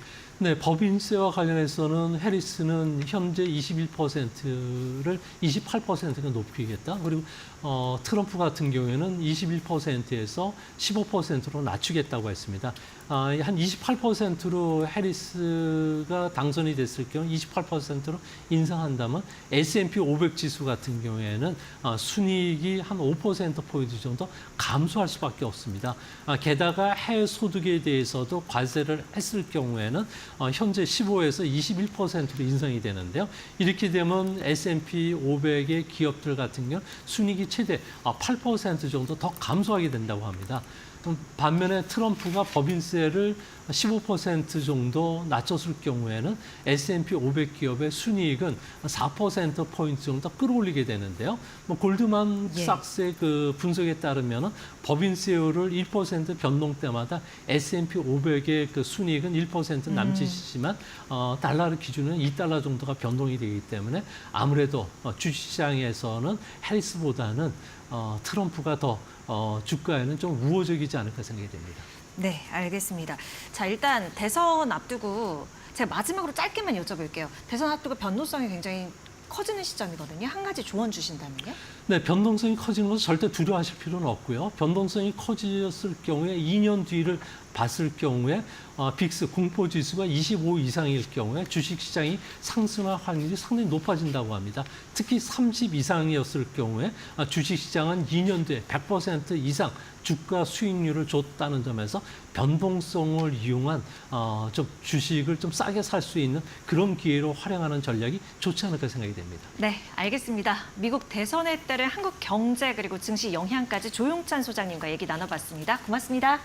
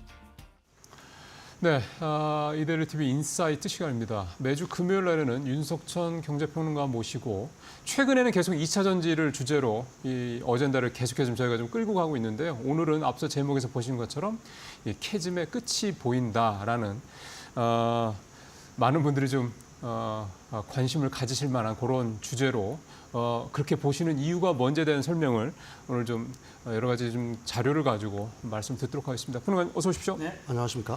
예, 본격적인 캐즘 얘기 좀 들어가기 앞서서 최근에 이제 2차 전지 관련된 국내에서 좀 나왔던 이슈들 한 두 가지 좀 먼저 여쭤보고 네네. 본격적인 내용을 좀 들어가 볼 텐데요. 네. 하나는 LF 배터리가 이제 일단 중국이 글로벌 시장을 장악하고 있다. 우리가 그렇게 알고 있고 그래서 우리는 NCM 쪽, 삼원계 배터리 쪽을 하고 있다. 이렇게 우리가 기본적으로 알고 있지 않습니까? 근데 지난번에 LG 엔솔이 프랑스 르노 자동차에 내년에 이제 공급하는 걸 이제 목표로 LF 배터리를 공급하겠다. 그런 계약을 맺었다는 거 우리가 한번 전한 바가 있었고 최근에 보니까 삼성 SDI도 그렇고 SK 온도 그렇고 2026년 양산을 목표로 LF 배터리를 개발한다 이런 얘기가 기사들이 나와서 네네. 우리 시청자분들께서 좀 궁금하실 것 같아요. 아니 이미 중국이 장악한 제품을 우리가 왜 뒤늦게 들어가려고 그러지라는 생각하실 것 같아요. 이거 어떻게 이해하면 됩니까? 우리가 자동차도 프리미엄 라인이 있고 또 볼륨급이 있고 엔트리 라인이 있잖아요. 뭐 사실 그 삼원계 배터리를 한다고 해서 LF 배터리를 갖다가 안 해야 된다 이런 논리는 적당하지 않죠. 또 뭐 LFP 배터리를 갖다가 우리나라가 그 못해서 안 한 것도 아니고요. 사실은 그렇죠, 그렇죠. 맨 처음에 했다가 어떻게 보게 되면 그 기술 자체를 갖다 중국에 넘겨줬다라고까지 얘기할 수가 있는 건데. 아 원래 우리가 먼저 했던 네, 거였는데. 그렇죠. 네. 배터리는 우리가 한 30년, 40년 됐어요. 지금 개발을 시작한 지가요. 그다음에 그 중국의 배터리 라인에 우리나라 그 배터리 업체 직원들이 다 가서 엔지니어들이 다 가서 그걸 갖다가 세팅해주고 지금 다 했기 때문에 중국 배터리가 이 정도로 간 거지. 야, 그러니까 참 우리가 좋은 일 많이 해줬네요. 예, 근데 이제 다시 우리가 봐야 LFP 배터리에 이제 와서 다시 이제 그 하려고 하느냐 뭐 이런 의문들이 개중에는 있으신 것 같은데 첫 번째로는 그 LFP 배터리에 대한 수요가 있잖아요. 아, 그냥 지금 대세가 LF 배터리죠. 대세라고까지는 얘기할 수는 없는데 아. 왜 그러면 이제 거기에 두 가지 측면에서의 수요가 있을 수가 있어요. 가령 이제 엔트리급이라든지 볼륨급 모델, 볼륨급은 아니고요. 엔트리급 모델에서 그러니까 좀 싼 걸 말씀하시는 그렇죠. 거죠? 이제 그 한 뭐 유럽 기준으로 하면 한 25,000유로, 그러니까 한 3,500만 원 정도 이하 단에서의 네, 네. 또 혹은 그 이하 전기차들이 필요할 거 아니겠습니까? 가령 뭐 1,000만 원대라든지 뭐 이런 데서는 LFP 배터리가 아무래도 이제 가격이라든지 이런 싸니까. 쪽이 싸니까 에너지 밀도는 낮지만은 그런 요구들이 하나가 있는 거고요. 네. 또 하나는 이제 ESS 분야에서는 사실은 삼원계도 아. 삼원계지만 그건 뭐 그 가령 뭐 고시레이트를 갖다가 그가 갑자기 뭐 속도를 올린다거나 이럴 필요가 없잖아요. 그렇죠, 그렇죠. 그러니까 안정성이 상대적으로 중요하고 가격이 싼 게 중요한데 그 ESS 시장의 대세는 역시 LFP 배터리니까. 네. 그다음에 이제 우리가 LFP 배터리 해야 되는 이유는 또 하나가 있습니다. 가령 미국이 중국산 배터리를 갖다가 수입하는 거에 별다른 제어를 가하지 않으면은 중국산 LFP 배터리가 국리적으로 갈 수가 있겠죠. 당연하죠. 네. 근데 그걸 막는단 말입니다. 이 배터리 자체를 막는 거예요. 아, 그러면 그 반사이익이 우리한테 올 수 있다. 그렇죠. 그러니까 네. 우리가 그 시장에 대해서 미리 준비를 하는 거고요. 그 시점에 맞춰서 26년 양산을 갖다 준비하고 있다. 이렇게 이해를 하시면 좋을 것 같아요. 알겠습니다. 예, 예. 무슨 말씀인지. 또 두 네. 번째 이슈가 현대자동차 그룹, 현대자동차, 그다음에 기아가 이 배터리를 내재화하겠다라고 해서 뭐 에코프로 BM하고 그다음에 현대제철하고 이렇게 해서 이제 제휴를 해서 이제 작업을 하고 있다, 준비 중이다, 개발 중이다 이런 얘기를 하고 있어요. 물론 LFP 배터리이긴 한데 조금 더 프리미엄급이라고 얘기도 좀 하고 있고. 그러면 완성차 업체들이 배터리까지 자기들이 직접 생산하겠다는 얘기로 이해를 하면 되는 겁니까? 사실 OEM 업체들과 완성차 업체들은 배터리 내재를 갖다가 꿈꾸고 싶겠죠. 하고 싶겠죠. 테슬라처럼. 그것까지 다 하면. 네, 그렇지만 거기에는 천문학적인 투자 비용도 들어가는 거지만은 사실 그 지금 우리나라 그 배터리 3사가 갖고 있는 양산 기술 자체를 갖다가 OEM 업체가 하루아침에 따라잡을 수가 사실은 없어요. 그런데도 불구하고 현대기아차가 왜 이걸 시도를 하느냐. 양산 생산을 목적으로 하고 있는 게 아닙니다. 이거는 분명히 이해를 하셔야 돼요. 양산, 내가 그걸 배터리를 직접 양산하겠다는 목적이 뭐 아니다. 양산이 아니라 이게 단순히 이제 그 기술 개발을 하고 설계 기술들을 갖기 위한 거고 또 한 네. 가지 목적은 뭐가 있냐면은 일반적으로 볼륨급 많이 팔리는 자동차에는 각 배터리사들이 공급을 하려고 막 애를 쓸 거 아닙니까? 그렇죠. 우리 거 써줘, 우리 거 써줘. 근데 별로 안 팔리는 차가 있어. 이거 생산을 해내도. 그렇지만 특수한 정도로 꼭 생산을 해야 될 필요가 있는. 그러니까 자동차 업체는 일단은 만들어야 될 수밖에 없는 그렇죠. 것들이 있는데 예. 그거는 말씀하신 대로 대중적인 그런 수요가 아니다 보니 그러니까 배터리 업체들이 공급 업체들이 거부를 한단 말이죠. 그럴 경우를 대비해서 사실은 그 배터리의 설계 역량 자체를 갖추겠다는 의미인 거고요. 예. 그래서 뭐 그 현대기아차 이건 제 얘기가 아니라 현대기아차의 현직에 있는 내부 임원께서 말씀하시는 거니까 그 말을 갖다가 믿어야 되겠죠. 사실 뭐 저는 개인적으로 그렇게 생각을 합니다. 뭐 현대 그 기아차가 현대차 어떤 OEM 업체든지 사실은 자신들이 가격 통제력을 갖고 있으려면 기술 개발 능력을 갖고 있어야 돼요. 중국집의 주인이 중국 음식을 만들 수 있는 기술을 갖고 있는 사람만이 뭐 맞아요. 중국집을 창업하면 성공을 한다는 것처럼 맞아요. 예. 똑같은 의미죠. 니들이 싫어? 그럼 우리가 할래. 이런 정도의 어떤 그 자신들의 어떤 강점을 갖기 위한 하나의 행보라고 봐야지 이걸 양산을 해서 생산을 해내겠다. 뭐 이런 의도는 아닌 줄 알고 있습니다. 예, 알겠습니다. 네. 이게 테슬라가 추진하고 있는 내재화 방식과는 분명히 현대차는 다르다. 네네. 이렇게 보면 되겠네요. 자, 본격적으로 이제 캐즘 얘기를 해보도록 하겠습니다. 일단 캐즘의 끝이 보인다라는 그런 시그널들을 좀 여기저기서 좀 보고 있다라고 말씀을 하시는데 네네네. 어떤 것들입니까? 일단은 뭐 캐즘이라는 것 자체가 혁신 제품의 그 대중화가 되는 과정에서 겪는 일시적인 성장통이잖아요. 그렇죠. 결국 못 건넌다는 게 아닙니다. 네. 반드시 건널 수 있다는 얘기죠. 근데 여기는 이제 두 가지 대응 방식이 있는 것 같아요. 그게 사실은 건너기가 어렵다는 것 때문에 우물증을 하거나 뒤처지는 회사들이 있고 그렇죠. 우리가 더 하루라도 빨리 건너야 돼 이런 적극적인 회사들이 있고 그렇죠. 그래서 그게 지금 현재 명암이 엇갈리는 상황인 거죠. 네. 주춤주춤하는 뭐 독일계 회사들 같은 경우 기존의 내연기관차에 미국도 그렇고요. 예, 매몰이 돼가지고 하는 기업들은 굉장히 어려운 상황에 처해 있는 거고 이걸 적극적으로 돌파하려고 하는 기업들한테는 굉장히 어떻게 보기엔 우호적인 환경이 조성되고 있다. 그 단적인 예가 8월 달에 그 한국에서 보여주고 있는 전기차의 엄청난 성장성 이걸 갖다가 얘기할 수가 있는 거죠. 8월 달에? 예, 8월 달이 같은 경우가 그 청라에서 벤츠 화재 사건으로 해가지고 예. 엄청난 사건이 맞아요. 벌어졌잖아요. 근데 8월 달에 어떤 일이 벌어졌냐면 기아차가 그러니까 2011년 그 대중용 양산차 전기차가 그 개발돼가지고 본격적으로 팔리기 시작한 이래 단일 브랜드는 최고 많이 팔았습니다. 기아가. 기아차가 8월 월간 기준으로 얼마를 팔았냐면은 6,400대 정도를 팔았어요. 예. 이게 작년 그러니까 23년하고 비교를 하면 YOY로 250% 성장을 한 거고요. 3배가 늘었다니요. 네, MOM으로 봐더라도 60%가 늘어난 겁니다. 갑자기 이렇게 확 늘은 거네요. 갑자기 확 늘어난 거예요. 이게 왜 그러느냐? 그게 바로 EV3라는 상품성이 우수한 아. 대중용 전기차가 이게 런칭을 했단 말입니다. 적극적으로. 아, 예. 그러니까 이게 말하는 바는 분명한 거예요. 상품성이 좋고, 굉장히 우수한 전기차라고 얘기를 한다고 하게 되면은 대중은 언제든지 전기차를 갖다가 선택할 수 있다. 예, 아무리 가령 뭐 이 위험한 상황이다, 뭐 위험하다 전기차 안 된다라고 얘기를 하더라도 대중들은 그걸 갖다가 수용할 준비가 돼 있다라는 걸 갖다가 기아차가 현대 보여준 기아차가 거다. 보여줬다라고 얘기할 수가 있는 그게 거죠. 이제 캐즘의 끝이 보인다라고 네. 평론가님이 한국에서- 보시는 근거가 되는 거죠. 그렇죠. 한국에서 이제 그 빛을 갖다가 처음으로 보여줬다. 뭐 저는 개인적으로 이렇게 평가를 합니다. 그러면 현대차의 그 지난번에 그 캐스퍼 일렉트릭 네네네. 그것도 많이 팔렸다는 말씀을 지난번에도 한번 하셨었고. 예, 그렇습니다. 현대차도 8월 달에 2,256대를 팔았어요. 이거는 작년, 그러니까 23년 8월에 비해서도 33.2%가 늘어난 겁니다. 그러면 여기서 우리가 얻을 수 있는 포인트는 대중은 전기차를 원한다. 근데 좋은 지금 상품성, 좋은 가격이 가성비 이런 걸 가성비도 있고 그다음에 상품성이 굉장히 우수한 전기차가 나온다라고 하게 되면 그러면은 대중은 언제든지 받아들일 준비가 돼 있다라는 거죠. 그렇죠. 그러면 역으로 얘기하면은 지금은 그런 어떤 가성비가 있고 상품성도 있고 그다음에 뭐 가격도 괜찮고 이런 전기차가 이렇게 선택할 수 있는 폭이 좁았기 때문에 지금 그렇죠. 그렇게도 볼 수 있는 거다. 예, 나중에 이제 북미 지역에서도 얘기를 하겠지만 GM이 굉장히 선방을 하고 있거든요. 8월 달부터. 그것도 이코넉스라는 대중용 전기차, 일종 볼륨급의 전기차가 상품성 좋은 전기차가 나왔기 때문에 네. 어느 정도 팔리고 있다라고 봐야 되겠죠. 좋습니다. 그러면 일단 네네. 아직 뭐 전체적으로 뭐 볼륨급까지 전체적으로 좀 그다음에 좀 프리미엄급이 등등등 이렇게 완전히 뭐 확산된 거는 아니지만 엔트리급 적어도 그렇죠. 그 정도에서는 분명히 뭔가 조짐이 보인다는 네네네네. 말씀이신 거고.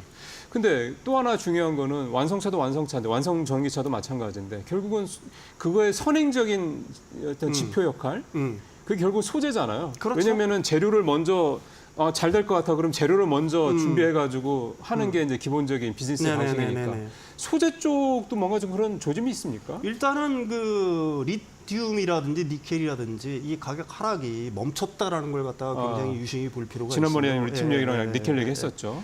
중국 시장에 저기 지금 중국 탄산 리튬 최근 가격 추이를 보시게 되면은 계속해서 하락세를 걷다가 요 네. 근래 들어서 약간 상승 반전하면서 멈추고 있는 상황이거든요. 지금 횡보하는 거니까 일단은 하락세는 멈췄다고 네, 일단 봐도 하락세를 예. 갖다가 멈췄다라고 얘기를 할 수가 있는 거고요. 이게 이제 아까도 얘기했죠. 저 지난 시간에 얘기했지만 뭐 CATL이 중국에서 이제 리튬 광산을 갖다가 잠정 중단을 했다거나 예. 뭐 이런 영향도 있는데 사실은 이거보다 더 중요한 거는 제가 계속해서 강조를 하지만 내년부터는 그 중국산 그 중국과 중국 외 지역과의 어떤 이중 가격 경쟁이 본격화될 거다. 그건 예. 지금 뭐 탄산 리튬이라든지 이런 거는 중국 탄산 리튬하고 미국 북미 지역의 탄산 리튬 가격이 벌써 차이가 벌어지기 시작을 예, 했어요. 뭐 그때 2배 이상 벌었던 말씀하셨었고요. 네, 이게 관세라든지 뭐 FEOC의 규정에 의해서 사실은 내년부터 벌어질 거는 확실한 거고요.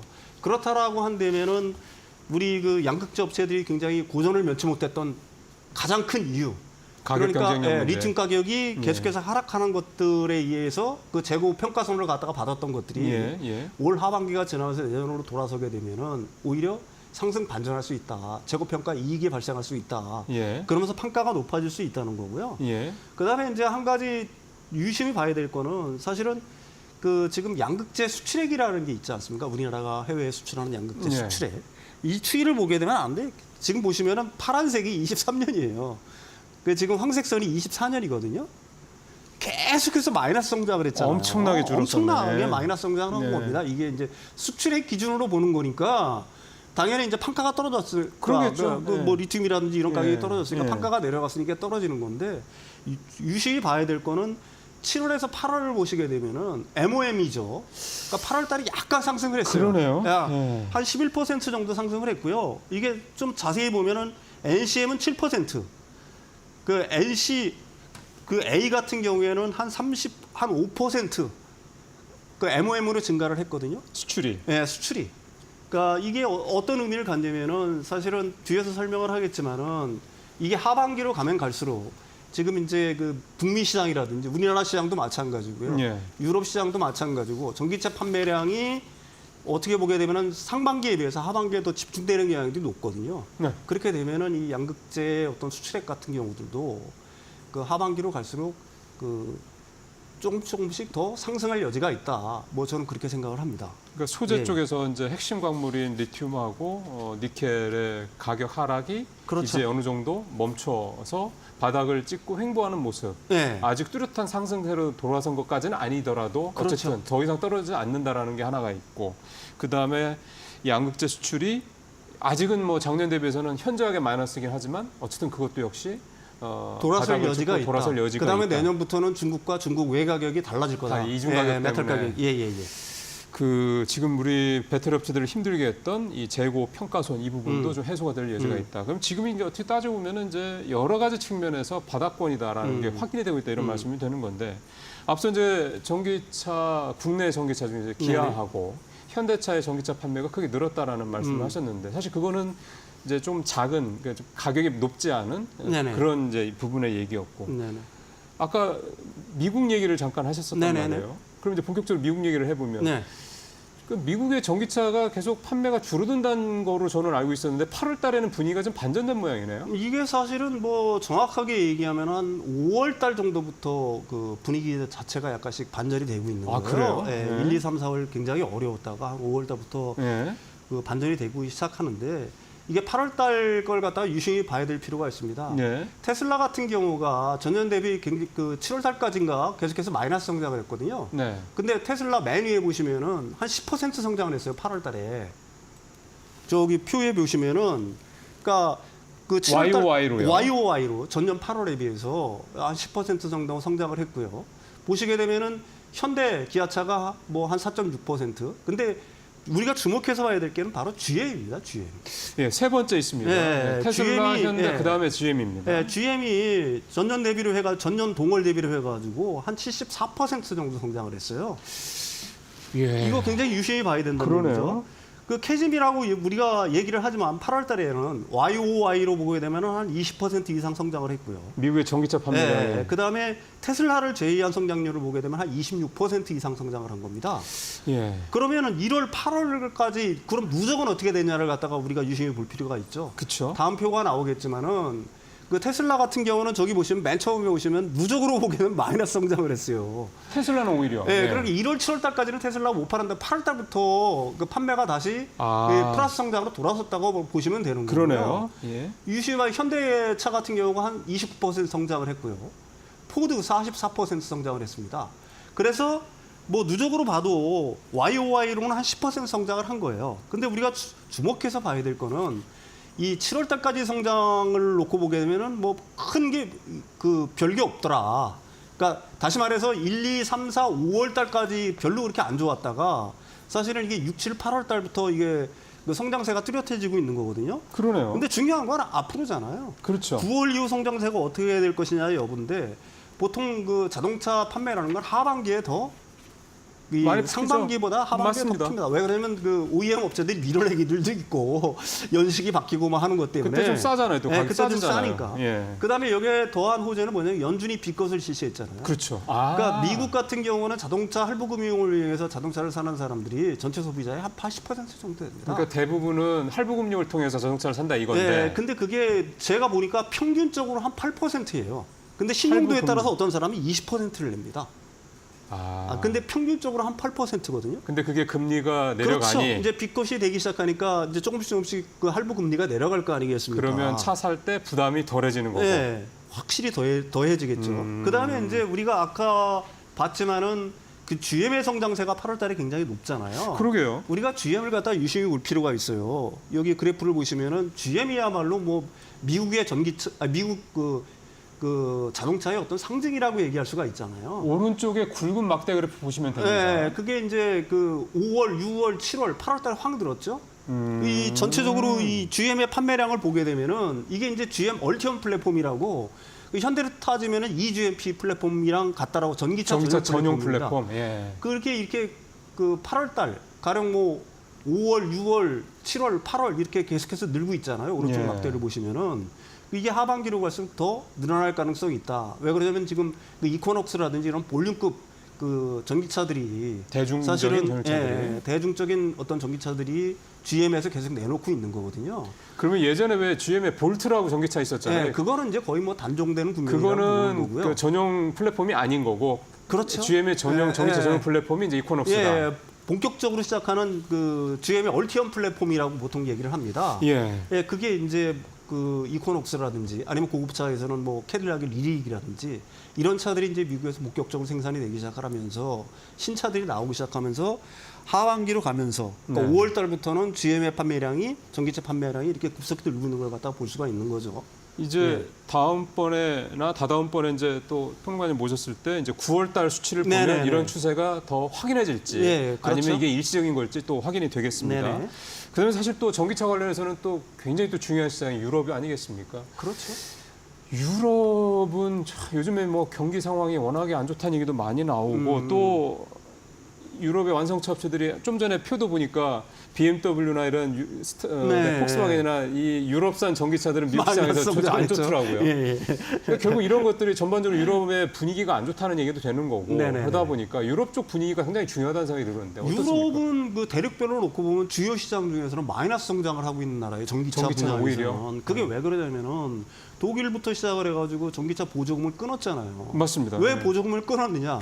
자신들이 전기차 전환이 늦었다는 것 때문에 내연기관차를 갖다가 기관차의 어떤 우세를 갖다가 더 오랫동안 유지하고 싶은 욕망이 작용을 했던 겁니다. 현실적으로. 어차피 우리가 전기차에 대한 어떤 전환이라든지 아니면 그 수직과 열화 자체가 미흡한 거니까 준비가 안 돼 있는 거니까 우리는 차라리 내연기관차라든지 하이브리드에 조금 더 집중을 하자. 뭐 이런 생각들을 했던 거예요. 그러면서 그게 그런 어떤 전환이 늦었기 때문에 사실은 중국 시장에서 굉장히 어려움을 겪고 있는 그렇죠. 거고 네. 세계 시장에서 어려움을 겪고 있는 겁니다.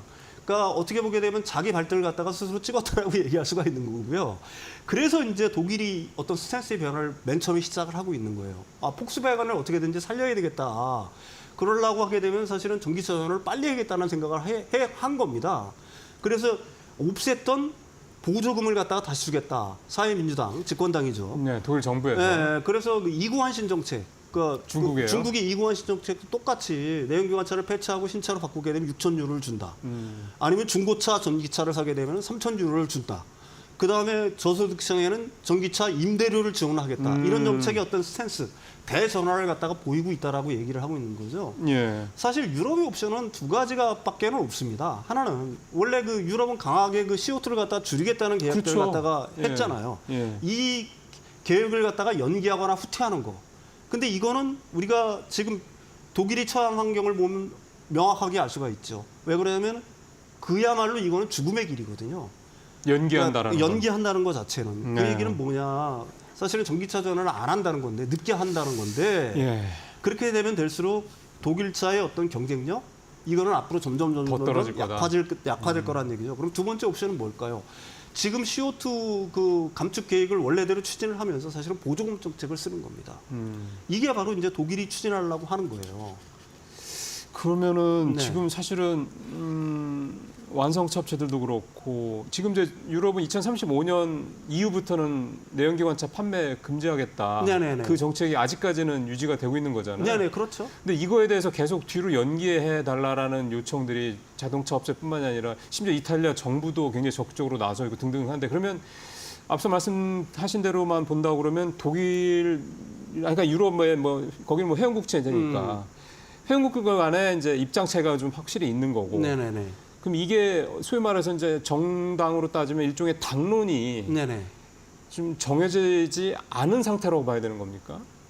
글쎄요. 근데 그걸 갖다가 아까도 말씀드렸듯이 가령 그거는 구체적으로 얘기하면 CO2 정책 그 감축 그러니까요. 계획에서 후퇴를 한다는 얘기인데 그렇게 되면 될수록 사실은 오히려. 점점점 자신들의 발목을 잡는 거고요. 네. 이 앞에 지금 그림이 하나 있지 않습니까? 네.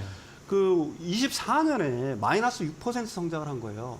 근데 내년에 24% 성장할 거라고 예상을 하고 있는 겁니다. 왜 그러냐면 정책 기조가 우호적으로 변하고 독일을 기점으로 해서 우호적으로 변하고 보조금 있는 거예요. 안 주던 끊었던 걸 다시 준다는 다시 거니까. 주기 시작한다는 얘기죠. 그것만이 결국은 유럽연합 아니면 유럽 내에 OEM 업체들이 살 수 있다는 걸 갖다가 독일을 이제 인식을 하기 시작했다라고 얘기를 하고 있는 그럼 거고요. 이탈리아와 이제 입장차가 또 다시 바뀌는 다시 거고. 바뀌는 거죠. 가령 그렇다고 그래서 내연기관차를 갖다가 계속해서 유지한다고 그래서 글쎄요.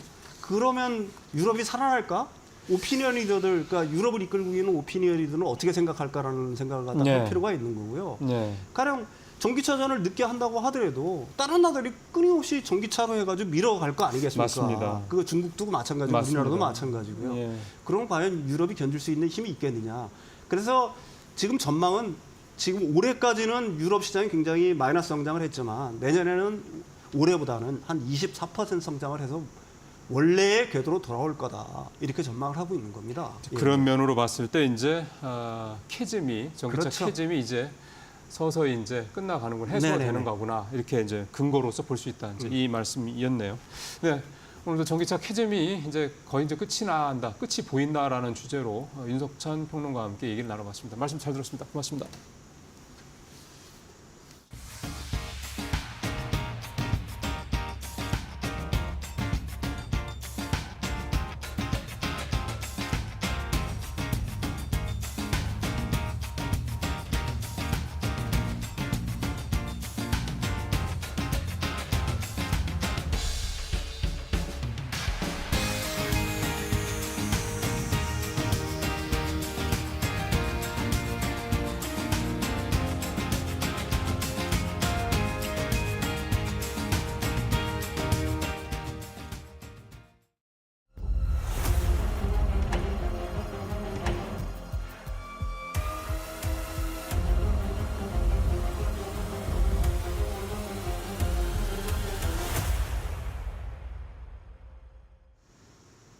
안녕하세요. 메이토크 신일섭입니다. 오늘의 주제는 미니진 vs 방시혁, 뉴진스 vs 아일릿, 과즙 세연 vs 과즙 수지, 피트. 의장이고 뭐고 다 필요 없어. 우린 적이야. 오늘의 이 VS 리스트를 보니까 가슴이 웅장, 아니 옹졸, 아니 어떻죠? 멜랑꼴리하네요. 자, 이 도대체 언제까지 이게 끝날까요? 이게 평생 끝나는 걸 보고 죽을 수 있을지. 자, 뒤로 가보겠습니다. 이 죄 없는 아일릿과 뉴진스는 이 어린 나이에 뭔 고생이며, 그렇죠? 네, 이건 어도어에서 뉴진스 쪽에서 주장하는 겁니다. 이건 뭐 여러분들이 판단하시고. 뒤로 가겠습니다. 네, 과즙세연. 그다음 과즙수지죠. 누가 진짠가요 이제? 아, 네, 가슴이 참 멜랑콜리하네요. 네, 뒤로 가보겠습니다. 자, 제프 벤자민입니다. 지금 미국 음악 전문 매체 빌보드 K-팝 칼럼니스트로 활동 중이고 BTS를 비롯하여 우리나라 K-팝 가수들을 흥행시키는데 일조를 했죠. 왜냐면 이분이 빌보드에서 임명한 K-팝 칼럼니스트인데 계속해서 K-팝 가수에 대해서 거의 매일 몇 개씩을 글을 써냈습니다. 온 서양 매체, 동양 매체에 다 퍼져갖고 그게 당연히 일조를 할 수밖에 없었죠. 공식적인 이 칼럼니스트가 계속해서 써내니까요. 이분에게도 일정 지분이 있습니다. K-팝의 인기에. 이분이 지금 우리나라의 글로벌 K-팝 매거진이죠. 포토뮤직 코리아와 손잡고 콘텐츠도 제작하고 있습니다. 뒤로 가보겠습니다. 제일 첫 번째가 그 2023년도에 8월호 이슈에 강다니엘하고 인터뷰를 하면서 여기에 이제 빌보드 팝 칼럼니스트 제프 벤자민 해가지고 우리나라에서 발행하는 세계의 다양한 사람들이 보라고 K-팝 관련 전문 잡지를 내놓은 건데 여기에 이제 제프 벤자민이 매월 호마다 한 명씩 꼽아가지고 자기의 그 뷰를 보면서 인터뷰를 하는 거예요. 그것도 하고 있고 일명 제프 초이스라고 합니다. 그래서 강다니엘이 첫 번째 타자였고 그 뒤에 K-팝 가수들 많이 소개했어요. 여기서 뒤로 가보겠습니다. 지금 한 1년쯤 됐네요. 자, 제프 벤자민이 어떤 사람이 그 DELV188이라는 예전에 트위터였는데 지금 X죠. X 유저가 왜 이 K-팝을 이렇게 다룹니까? 그랬더니 여기 썼어요. It's simply really. 이건 너무 당연하다. 아니 K-팝 분야에 대해서 내가 글을 쓰는 적인데 아티스트인데 방탄소년단이 BTS죠. BTS가 우리 차트에서 성적이 좋다. 왜냐 아까 빌보드 칼럼니스트니까. 그러니까 내가 쓰고 싶어도 내가 너무 그걸 편애하는 게 아니라 아니 자꾸 빌보드 차트에 BTS 순위가 오르는데 내가 K-팝 칼럼니스트인데 그걸 안 쓰는 게 더 이상하지 않느냐라고 어떤 유저가 물었더니 그렇게 대답을 했어요.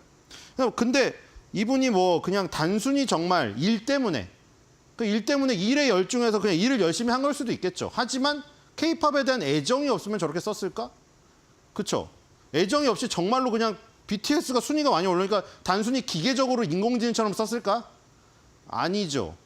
왜냐하면 K-팝 가수들과의 친분을 보면 알 수가 있습니다. 뒤로 가보겠습니다. 자, 이런 친분이 있죠. 정말로 기계적으로 그냥 기를 쓴 거라면은 이런 사진을 찍을 때 솔직히 티 납니다. 사람 얼굴에. 아무리 포커페이스로 위장해도. 자, BTS랑 찍은 사진 정말 즐거워 보이는 얼굴 아닙니까 이거? 이거를 뭐 인공지능 어떻게 가면으로 이걸 이렇게 바꿀 수가 있을까요? 그리고 뭐 BTS뿐만 아니죠. 자, 안타깝게 이제 뭐 샤이니가 지금은 뭐 따로 활동하고 또 합쳐가지고 또 하면은 일본에서도 지금도 티켓 파워가 상당하잖아요. 동남아시아나. 이 종현 씨가 굉장히 젊은 나이에 그렇죠? 30대도 안 돼가지고 안타깝게 세상을 떠났잖아요. 그래서 지금 이 종현을 추모하는 이거 옛날에 같이 찍은 사진과 함께 이렇게 올렸고요. 그러니까 이렇게 친밀도가 직접 있기 때문에 그런 글이 나오는 거지. 그냥 뭐 기계적으로 그냥 BTS 뭐 샤이니가 우리 차트에 많이 올라오니까 쓴다? 그런 거는 오래 못 가죠. 진짜 K-팝을 사랑하는 사람입니다. 그만큼 영향력도 있고. 뒤로 가보겠습니다. 자, 하이브, 이게 지금 그 하이브에서 주장한 건데 하이브가 민희진 대표가 뉴진스의 모녀 관계를 주입했다.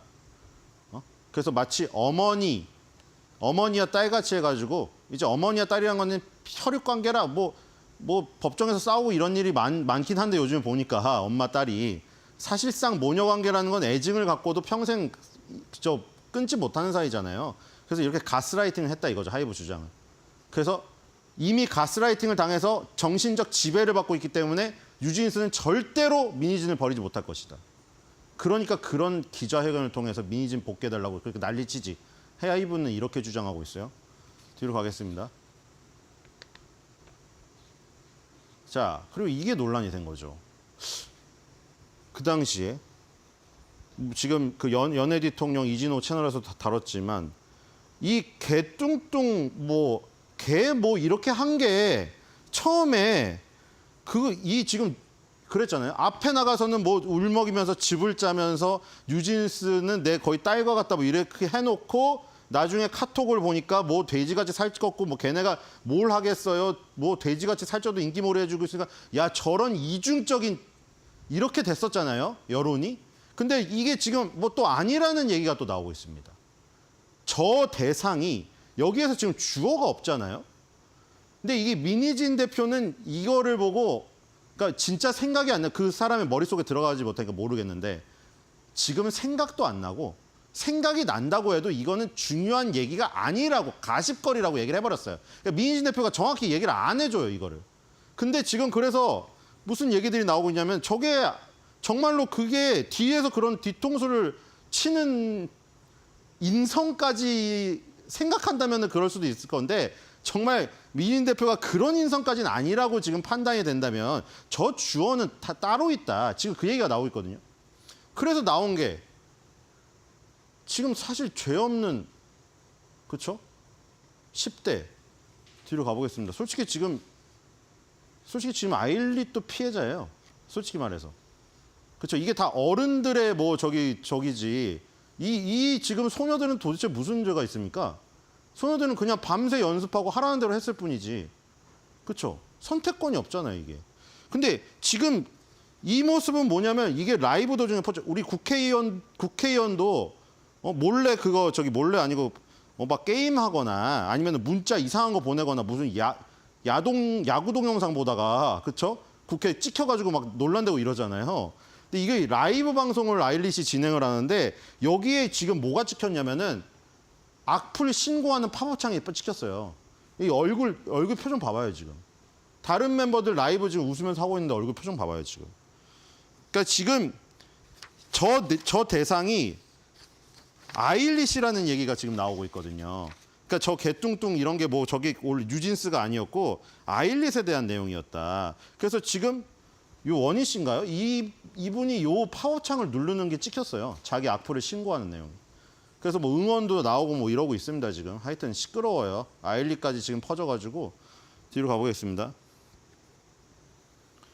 자, 그래서 이제 뉴진스가 긴급 기자회견을 했죠. 이 계정은 지금 폭파되고 이 동영상 다 삭제됐으면 없습니다 지금. 갑자기 긴급으로 했는데 뭐 이거를 하이브에서 주장한 대로 민희진한테 가스라이팅 당했다. 아니면 이 뉴진스는 전혀 아니죠. 이건 자기를 키워주고 이랬는데 우리가 무슨 가스라이팅이냐. 이거 진짜 진심으로 우리는 이게 잘 되길 바라서 민희진 대표를 빨리 복귀시키라는 거죠. 복귀시켜라. 근데 복귀시키라고 했는데 복귀 요구는 대표이사직은 안 되고 5년 동안 프로듀싱은 하라 이거예요. 그러니까 대표이사는 안 된대요, 하이브에서. 이제 대표이사는 안 되고 너는 그냥 이사 어도에서는 이사로 사내 이사로는 다시 표결에 붙여보겠지만 그냥 와서 프로듀싱만 5년 하고 나가라. 어차피 뉴진스 5년 남았으니까 이 얘기거든요, 지금. 자, 어쨌든 어저께가 최후 통첩일이었어요. 뉴진스가 어제까지 복귀시켜달라고 했거든요. 이루어지지 않았어요. 그리고 이 영상은 삭제됐습니다, 일단. 뒤로 가보겠습니다. 자, 그래서 또 이제 논란이 된 게 중앙일보랑 인터뷰를 했죠. 바로 어제. 그래서 절충안 제시라는 거는 말장난에 불과하다. 뭐냐면 이제 어도가 절충안을 제시했어요. 하이브가 대표이사로 안 된다고 하니까 그러면은 이 이사회에 사내이사로 남겨줄 테니까 그 표결은 사내이사로 다시 하게 해주는 건 들어오게 해주는 것까지 표결에 붙여주는 것까지는 우리가 해주겠다. 근데 이거는 말장난이다. 우리는 지금 민희진 전 대표의 대표이사 직위 복귀를 강력히 요구하고 있는데 지금 무슨 얘기를 하고 있느냐. 이런 얘기고 그다음에 아까 전에 그 제프 벤자민이 등장을 해요. 그 영향력이 굉장히 있잖아요. 케이팝 씬에서. 그래서 제프 벤자민하고 연락한 그 내용에서 하이브의 PR 대행사 TAG라고 있습니다. 외국에서 대행을 하는. 그래서 거기서 나에 대한 비방이 가득한 자료를 보내줬다.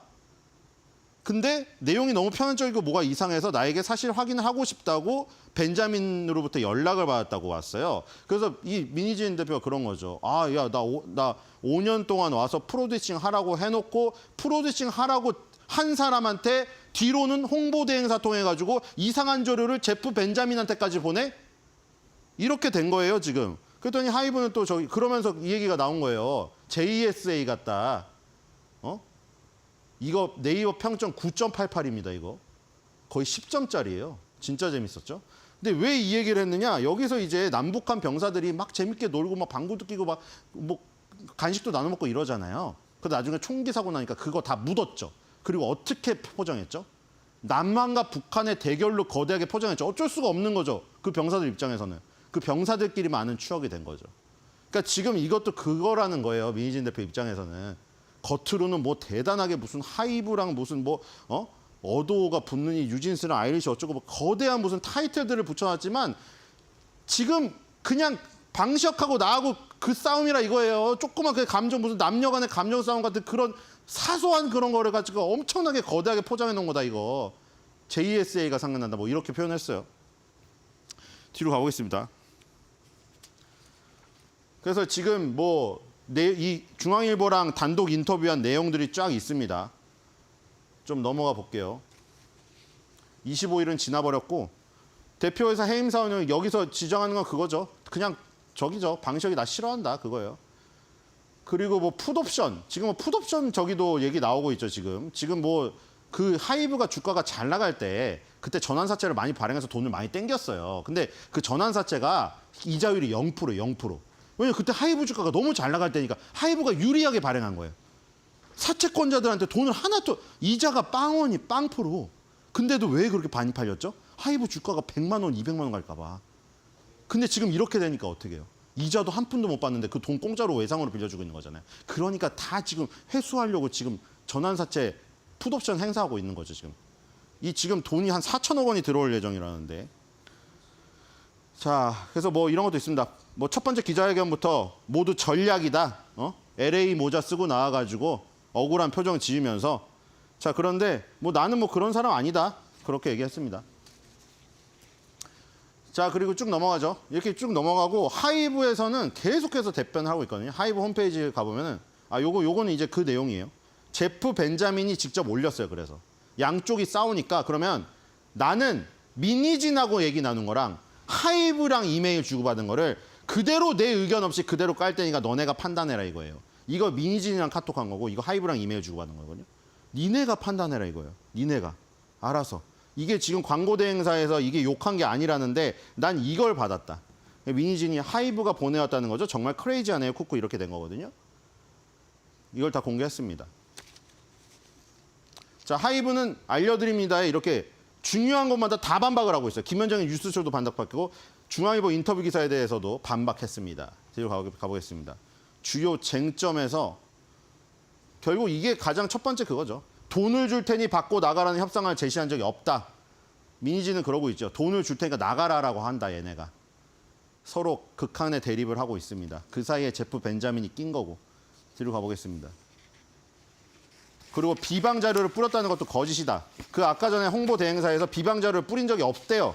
그리고 칼럼니스트도 확인을 했는데 근데 문제는 칼럼니스트가 반박을 한 거예요. 칼럼니스트가 이런 걸 받은 적이 없는데 그러니까 이거 같아요. 자료를 받았는데 그게 비방 가득한 건지 그냥 일반적인 평자료인지를 서로가 다른 것 같아요. 민희진 씨 입장에서는 이건 비방 가득한 자료고 하이브는 그게 비방이 하나도 없는데 너네가 비방 가득한 자료라고 하니까 지금 오해를 부르는 거다 이러고 있는 것 같아요. 그 자료의 그 영어의 내용이나 이런 거 얇은 오해에 대해서 서로 판단이 틀리니까 알아서 이제 뭐 판단해야겠죠. 뒤로 가보겠습니다. 네, 어쨌든 개최 3일 전에 이사회 통보했다 이런 거고요. 네, 마지막입니다. 오늘 안 그래도 날씨도 좋은데 27일 날 예전에 저도 현대카드 이거 가보려다 사람이 많아서 못 갔거든요. 이태원의 다빈치 모텔이라고 해서 막 유명해서 강연도 하죠. 오늘 미니진 어도호 대표가 9시에 나와요. 근데 다른 사람들은 다 50분 주어졌는데 여기 100분 주어졌어. 근데 웃긴 거는 이 주제가 웃깁니다. 주제가 뭐냐면은 주제가 아주 거창해요. K-팝의 공식을 깨는 제작자 미니진의 프리스타일입니다. 과연 여기서 어떤 강연이 나올지 정말 궁금하지 않을 수가 없고요. 오늘 듣고 오신 분들은 네, 평을 해주시기 바랍니다. 자, 오늘의 한 줄 매드평입니다.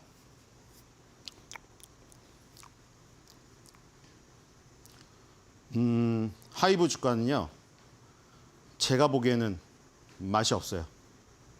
하이브 주가에는 악재가 꼬였어요.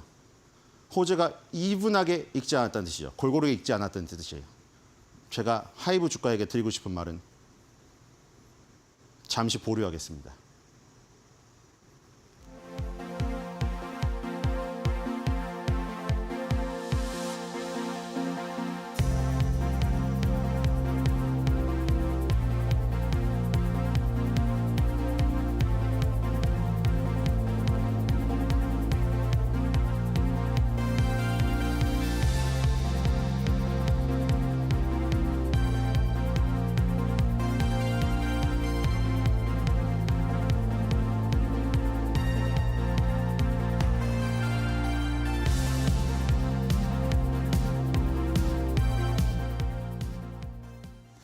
예, 9월 27일 금요일 앵커 브리핑 시작하겠습니다. 오늘 중국 얘기를 좀 해보도록 하겠습니다. 중국이 올해 성장률 목표로 하고 있는 이 5% 성장을 달성하기 위해서 좀 굉장히 다급해진 그런 모습이 나타나고 있습니다. 지난 24일 날 경기부양청 내놓은 거 있죠? 그 내용 잠깐 보면 지급 준비율 0.5% 인하를 중심으로 해서 대략 1조 위안, 우리 돈 한 190조 원 정도의 이제 유동성을 시장에 풀겠다 이런 얘기가 좀 나와 있는 상황이고요. 그다음에 어제 시진핑 주석 주재로 열렸던 이 중국 공산당 중앙정치국 회의에서도 대형 국책은행들에게 최대 1조 위안 또 투여를 하겠다. 결국 이제 최근 한 일주일 새에 나온 것만 2조 위안, 대략 우리 돈으로 근 400조에 달하는 그런 유동성을 시장에 풀겠다 이런 얘기가 좀 나왔습니다. 자, 그럼 이 정도 뭐 이렇게 푼다고 하면 물론 추가로 더 뭐 유동성 공급이라든가 이런 대책들이 있다고는 하는데 나올 것 같다고는 하는데 중국 경제가 좀 풀릴 수 있을까? 이제 이 부분들을 한번 짚어보고자 하는 건데요. 현재 중국의 경제 상황을 좀 먼저 살펴보도록 하겠습니다. 주요 지표들 먼저 보겠습니다. 대표적인 이제 지표인 산업생산. 중국은 제조업 중심이기 때문에 산업생산 지표가 중요하죠. 지난달에 4.5%인데 중요한 거는 이제 수치가 아니라 추이를 보시는 게 되게 중요합니다. 3월 달에 4.5% 기록해서 이후에 좀 반등을 했다가 다시 3월 달 수준으로 6개월 뒤로 돌아가는 그런 모습이 나타나고 있습니다. 추세적으로 좀 산업 생산이 계속 좋지 않다. 제조업 경기가 좋지 않다 이런 얘기가 좀 되는 거고요. 그다음에 또 하나 중국은 역시 인구에 힘이 있기 때문에 이 소매 판매, 중국의 내수 경계를 살릴 수 있는 소매 판매가 중요한 소매 판매도 보시면 계속해서 지지부진합니다. 2% 초반까지 좀 내려와 있는 상황이고요. 올 초에 5.5%, 그다음에 작년 말에 10%까지 기록했던 걸 생각을 하면 작년 11월 고점을 기준으로 하면 지금 5분의 1 토막 난 거니까 중국의 소매 판매가 얼마나 지금 침체되어 있는지 그러니까 결국 중국의 내수가 얼마나 좀 부진한지를 좀 그대로 알 수 있는 그런 대목인데요. 이보다 더 중국 국민들, 중국 인민들을 힘들게 하는 거는 바로 다음 표입니다. 이 청년 실업률입니다. 올 6월에 중국의 청년 실업률, 그러니까 16세부터 24세까지의 청년들 실업률이 21%에 달해서 깜짝 놀랐었죠. 사실은 이제 중국 경제에 대한 굉장히 여러 가지 우려가 커졌던 시기였는데 그 뒤에 이렇게 수치가 너무 크게 나오니까 집계 방식을 바꿨습니다. 여기서 재학생을 빼고 이제 청년 실업률을 이제 산정을 하기 시작했는데 그러고 난 다음에 그 이후에 14%로 좀 연초에 좀 줄었다가 이게 다시 지난 7월 달에 17%로 늘었고 8월 달에는 이게 18.8%까지 더 높아졌습니다. 그러니까 집계 방식을 바꿨는데 작년 2023년 6월 당시에 고점을 찍었을 때 수준으로 좀 거의 다시 육박을 하고 있는 상황입니다. 그러니까 중국의 청년 실업률이 수치 집계 방식을 바꿨음에도 불구하고 작년에 가장 심각했을 때 수준으로 이미 가 있는 상황이다. 그때보다 오히려 더 나쁠 수도 있는 그런 상황이다라고 좀 볼 수가 있겠습니다. 이 실업률은 미국에서도 연준의 주요 정책이 물가 안정과 이 고용 안정 아니겠습니까? 그 정도로 이 고용이라는 건 한 국가의 경제에서 차지하는 단순히 수치적인 측면뿐만이 아니라 이 민심적인 측면에서도 굉장히 중요한 지표인데 중국의 이 고용 상황이 지금 굉장히 심각한 상황이다라는 걸 그대로 좀 대변해주고 있는 상황입니다. 자, 이러다 보니까 중국의 성장률 추이도 계속해서 좀 내려가고 있습니다. 보시죠. 2021년 3분기, 2분기 때 18.7%. 물론 뭐 이때는 여러 가지 다른 뭐 이슈가 있었다고 봐야 되겠습니다만 보통 8% 정도 우리가 흔히 알고 있는 중국의 성장률이 2, 3년 전에 기록을 했던 게 지금 보십시오. 2022년 기록을 했다가 작년에 5% 정도, 올해 4.7%까지 2분기에 떨어져 있는 상황이고요. 올해 중국의 성장률 목표치가 5%인데 1분기에 5.3%, 2분기에 기가 막히게 4.7%가 돼서 일단 상반기는 5%를 맞추긴 했습니다. 근데 추세가 하반기에 가서 다시 올라가지 않는다면 올해 5% 목표는 쉽지 않을 것이라는 전망이 일반적입니다. 그게 글로벌 IB들, 투자은행들의 올해 중국 성장률 전망치도 그대로 나타나고 있습니다. 보시죠. UBS 4.6%로 내렸고요. 골드만삭스, JP모건 4.7%, BOA가 4.8%, 노무라 같은 경우는 4.5%까지 좀 중국의 성장 전망치를 끌어내린 그런 상황입니다. 이렇게까지 해외 IB들이 중국의 성장 전망치를 끌어내는 또 다른 이유가 또 있습니다. 보시죠. 해외 자본이 계속해서 중국에서 빠져나가고 있는 겁니다. 잘 아시는 것처럼 중국은 해외 자금이 계속해서 들어가는 나라였지 이렇게 자금이 이탈하는 나라가 아니었는데요. 오른쪽 끝으로 보시면 이게 이제 2024년 올해거든요. 엄청나게 좀 해외 그러니까 FDI 직접 투자가 굉장히 좀 줄어들고 있는 그런 상황이고요. 여기에 더해서 이미 중국에 진출했던 글로벌 어떤 기업들, 우리나라 회사를 비롯한 글로벌 기업들이 계속해서 중국에서 좀 일단 뭐 철수를 하거나 또는 인원을 줄이거나 구조조정을 하는 사례들이 지금 빈발하고 있습니다. IBM이 R&D 부서를 폐쇄를 했고 마이크로소프트도 7월 달부터 오프라인 매장을 전면 폐쇄를 했고요. 현대차도 창조 공장을 매각했고 LG 디스플레이 얼마 전에 며칠 전에 기사 나왔죠. 광저우 공장 결국 매각을 했습니다. 그러니까 자본이 들어있던 자본들이 자꾸 빠져나간다 이렇게 좀 볼 수가 있는 겁니다. 자, 이렇게 상황이 계속 되다 보니까 중국 당국이 상당히 좀 다급해하는 모습들이 나타나면서 전에 보이지 않았던 되게 이례적인 모습들이 좀 나타나고 있습니다. 이 사진은 24일 날 경기부양책 발표할 때 모습인데요. 저 세 사람이 이제 중국 금융당국의 수장 세 사람입니다. 인민은행장과 이제 그다음에 국가금융감독관리총국장, 우리로 따지면 금융감독원장이 되겠죠. 이 금융당국자 당국의 이제 총책임자 세 사람이 동시에 이렇게 기자회견을 한 거는 중국에서도 좀 이례적인 모습이다 표현이 되고 있고요. 앞서 말씀드렸던 공산당 중앙정치국회의도 원래 4월, 7월, 12월 이렇게 세 번 열리거든요. 그러니까 매달 열리긴 하는데 이 4월, 7월, 12월이 이제 경제 관련돼서 주요 이슈들을 하는 그런 이제 정치국 회의, 중앙 정치국 회의인데 12월 달에 열릴 게 10월도 아닌 9월 말에 열린 겁니다. 그러니까 두 달 이상 앞당겨서 열릴 정도로 중국 당국이 상당히 좀 다급한 상황이다라는. 그러니까 중국의 올해 경제성장 목표 5% 달성이 굉장히 좀 쉽지 않은 이런 어떤 분위기다라는 거를 이제 중국 중앙 지도부도 이제 체감을 하고 있다 이렇게 좀 볼 수가 있는 대목입니다. 중앙정치회의 결과도 한번 보죠. 내용을 보면 좀 더 중국 중앙 지도부가 어떤 느낌을 갖고 있는지 좀 알 수 있는데 일단 중국 경제의 긴박감이 느껴진다, 책임감을 느껴진다 이런 멘트를 시작으로 해서 민간 경제 발전을 위한 좋은 환경을 조성을 해야 된다 이렇게 얘기를 했고요. 그래서 조금 더 이제 실무적인 필요 내용으로 재정 통화 정책의 강도를 높이고 필요할 경우 재정 지출을 이제 보장을 하겠다. 중앙 정치국이라는 거는 이제 어떻게 보면 이제 우리로 따지면 국무회의 이상의 의미를 갖고 있습니다. 여기서 결정되면 이제 무조건 하는 거죠. 그런 부분에서 봤을 때 중앙정치국 회의에서 필요할 경우 재정 지출을 보장을 하겠다는 얘기는 이제 돈을 쏟아부으라 이렇게 얘기를 한 거나 마찬가지이기 때문에 향후에도 이제 중국의 여러 가지 경기 부양 정책이 나올 수 있을 것이다. 이런 얘기들이 좀 그래서 나오고 있는 것 같습니다. 마지막으로 이제 시진핑 사진 잠깐 보죠. 이게 이제 이번 중앙정치국 회의 때 사진 모습인데요. 뭐 이렇게 사진을 찍어서 그렇게 하면 굉장히 심각한 표정으로 자료를 보고 있는 모습이 좀 눈에 띕니다. 일단 중국의 현재 상황은 대외적으로는 해외 자본의 지속적인 이탈과 미국 등 서방의 견제가 더욱더 심화되고 있다는 부분들이 있고요. 내부적으로는 청년 실업률 같이 치솟는다는 부분들, 그다음에 주요 경제 지표들이 대부분 부진한 모습들이 있고요. 또 여전히 부동산 시장 상황이 좀 좋지 않다 보니까 내수 침체 상황이 계속되고 있다.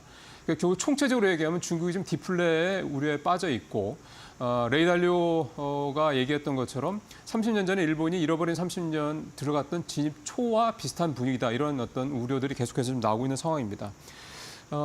밖에서는 지금 10조 위안 정도는 쏟아부어야 될까 말까 한다는 얘기가 나오고 있는데 지금까지 한 2조 가까운 정도 경비부양책이 나온 거죠. 앞으로 중국 당국이 시장에서 바라보는, 외국에서 바라보는, 해외에서 바라보는 것처럼 10조 위안에 가까운 그런 대규모 경기부양책을 지속적으로 내놓을지 두고 볼 노릇입니다. 앵커 브리핑 마치겠습니다. 장 초반과 비교해서 파란불 켜진 종목들이 더 많아졌습니다. 앞서 이데리움 파트너와도 살펴봤지만 지수 등 좀 신중히 더 판단해야 하는 구간에 놓인 것은 맞는 것 같습니다. 저희는 다음 주 월요일에 네. 더 알찬 정보 그리고 시장과 긴밀히 맞닿아 있는 전략 가지고 돌아오겠습니다. 함께해 주신 여러분 고맙습니다.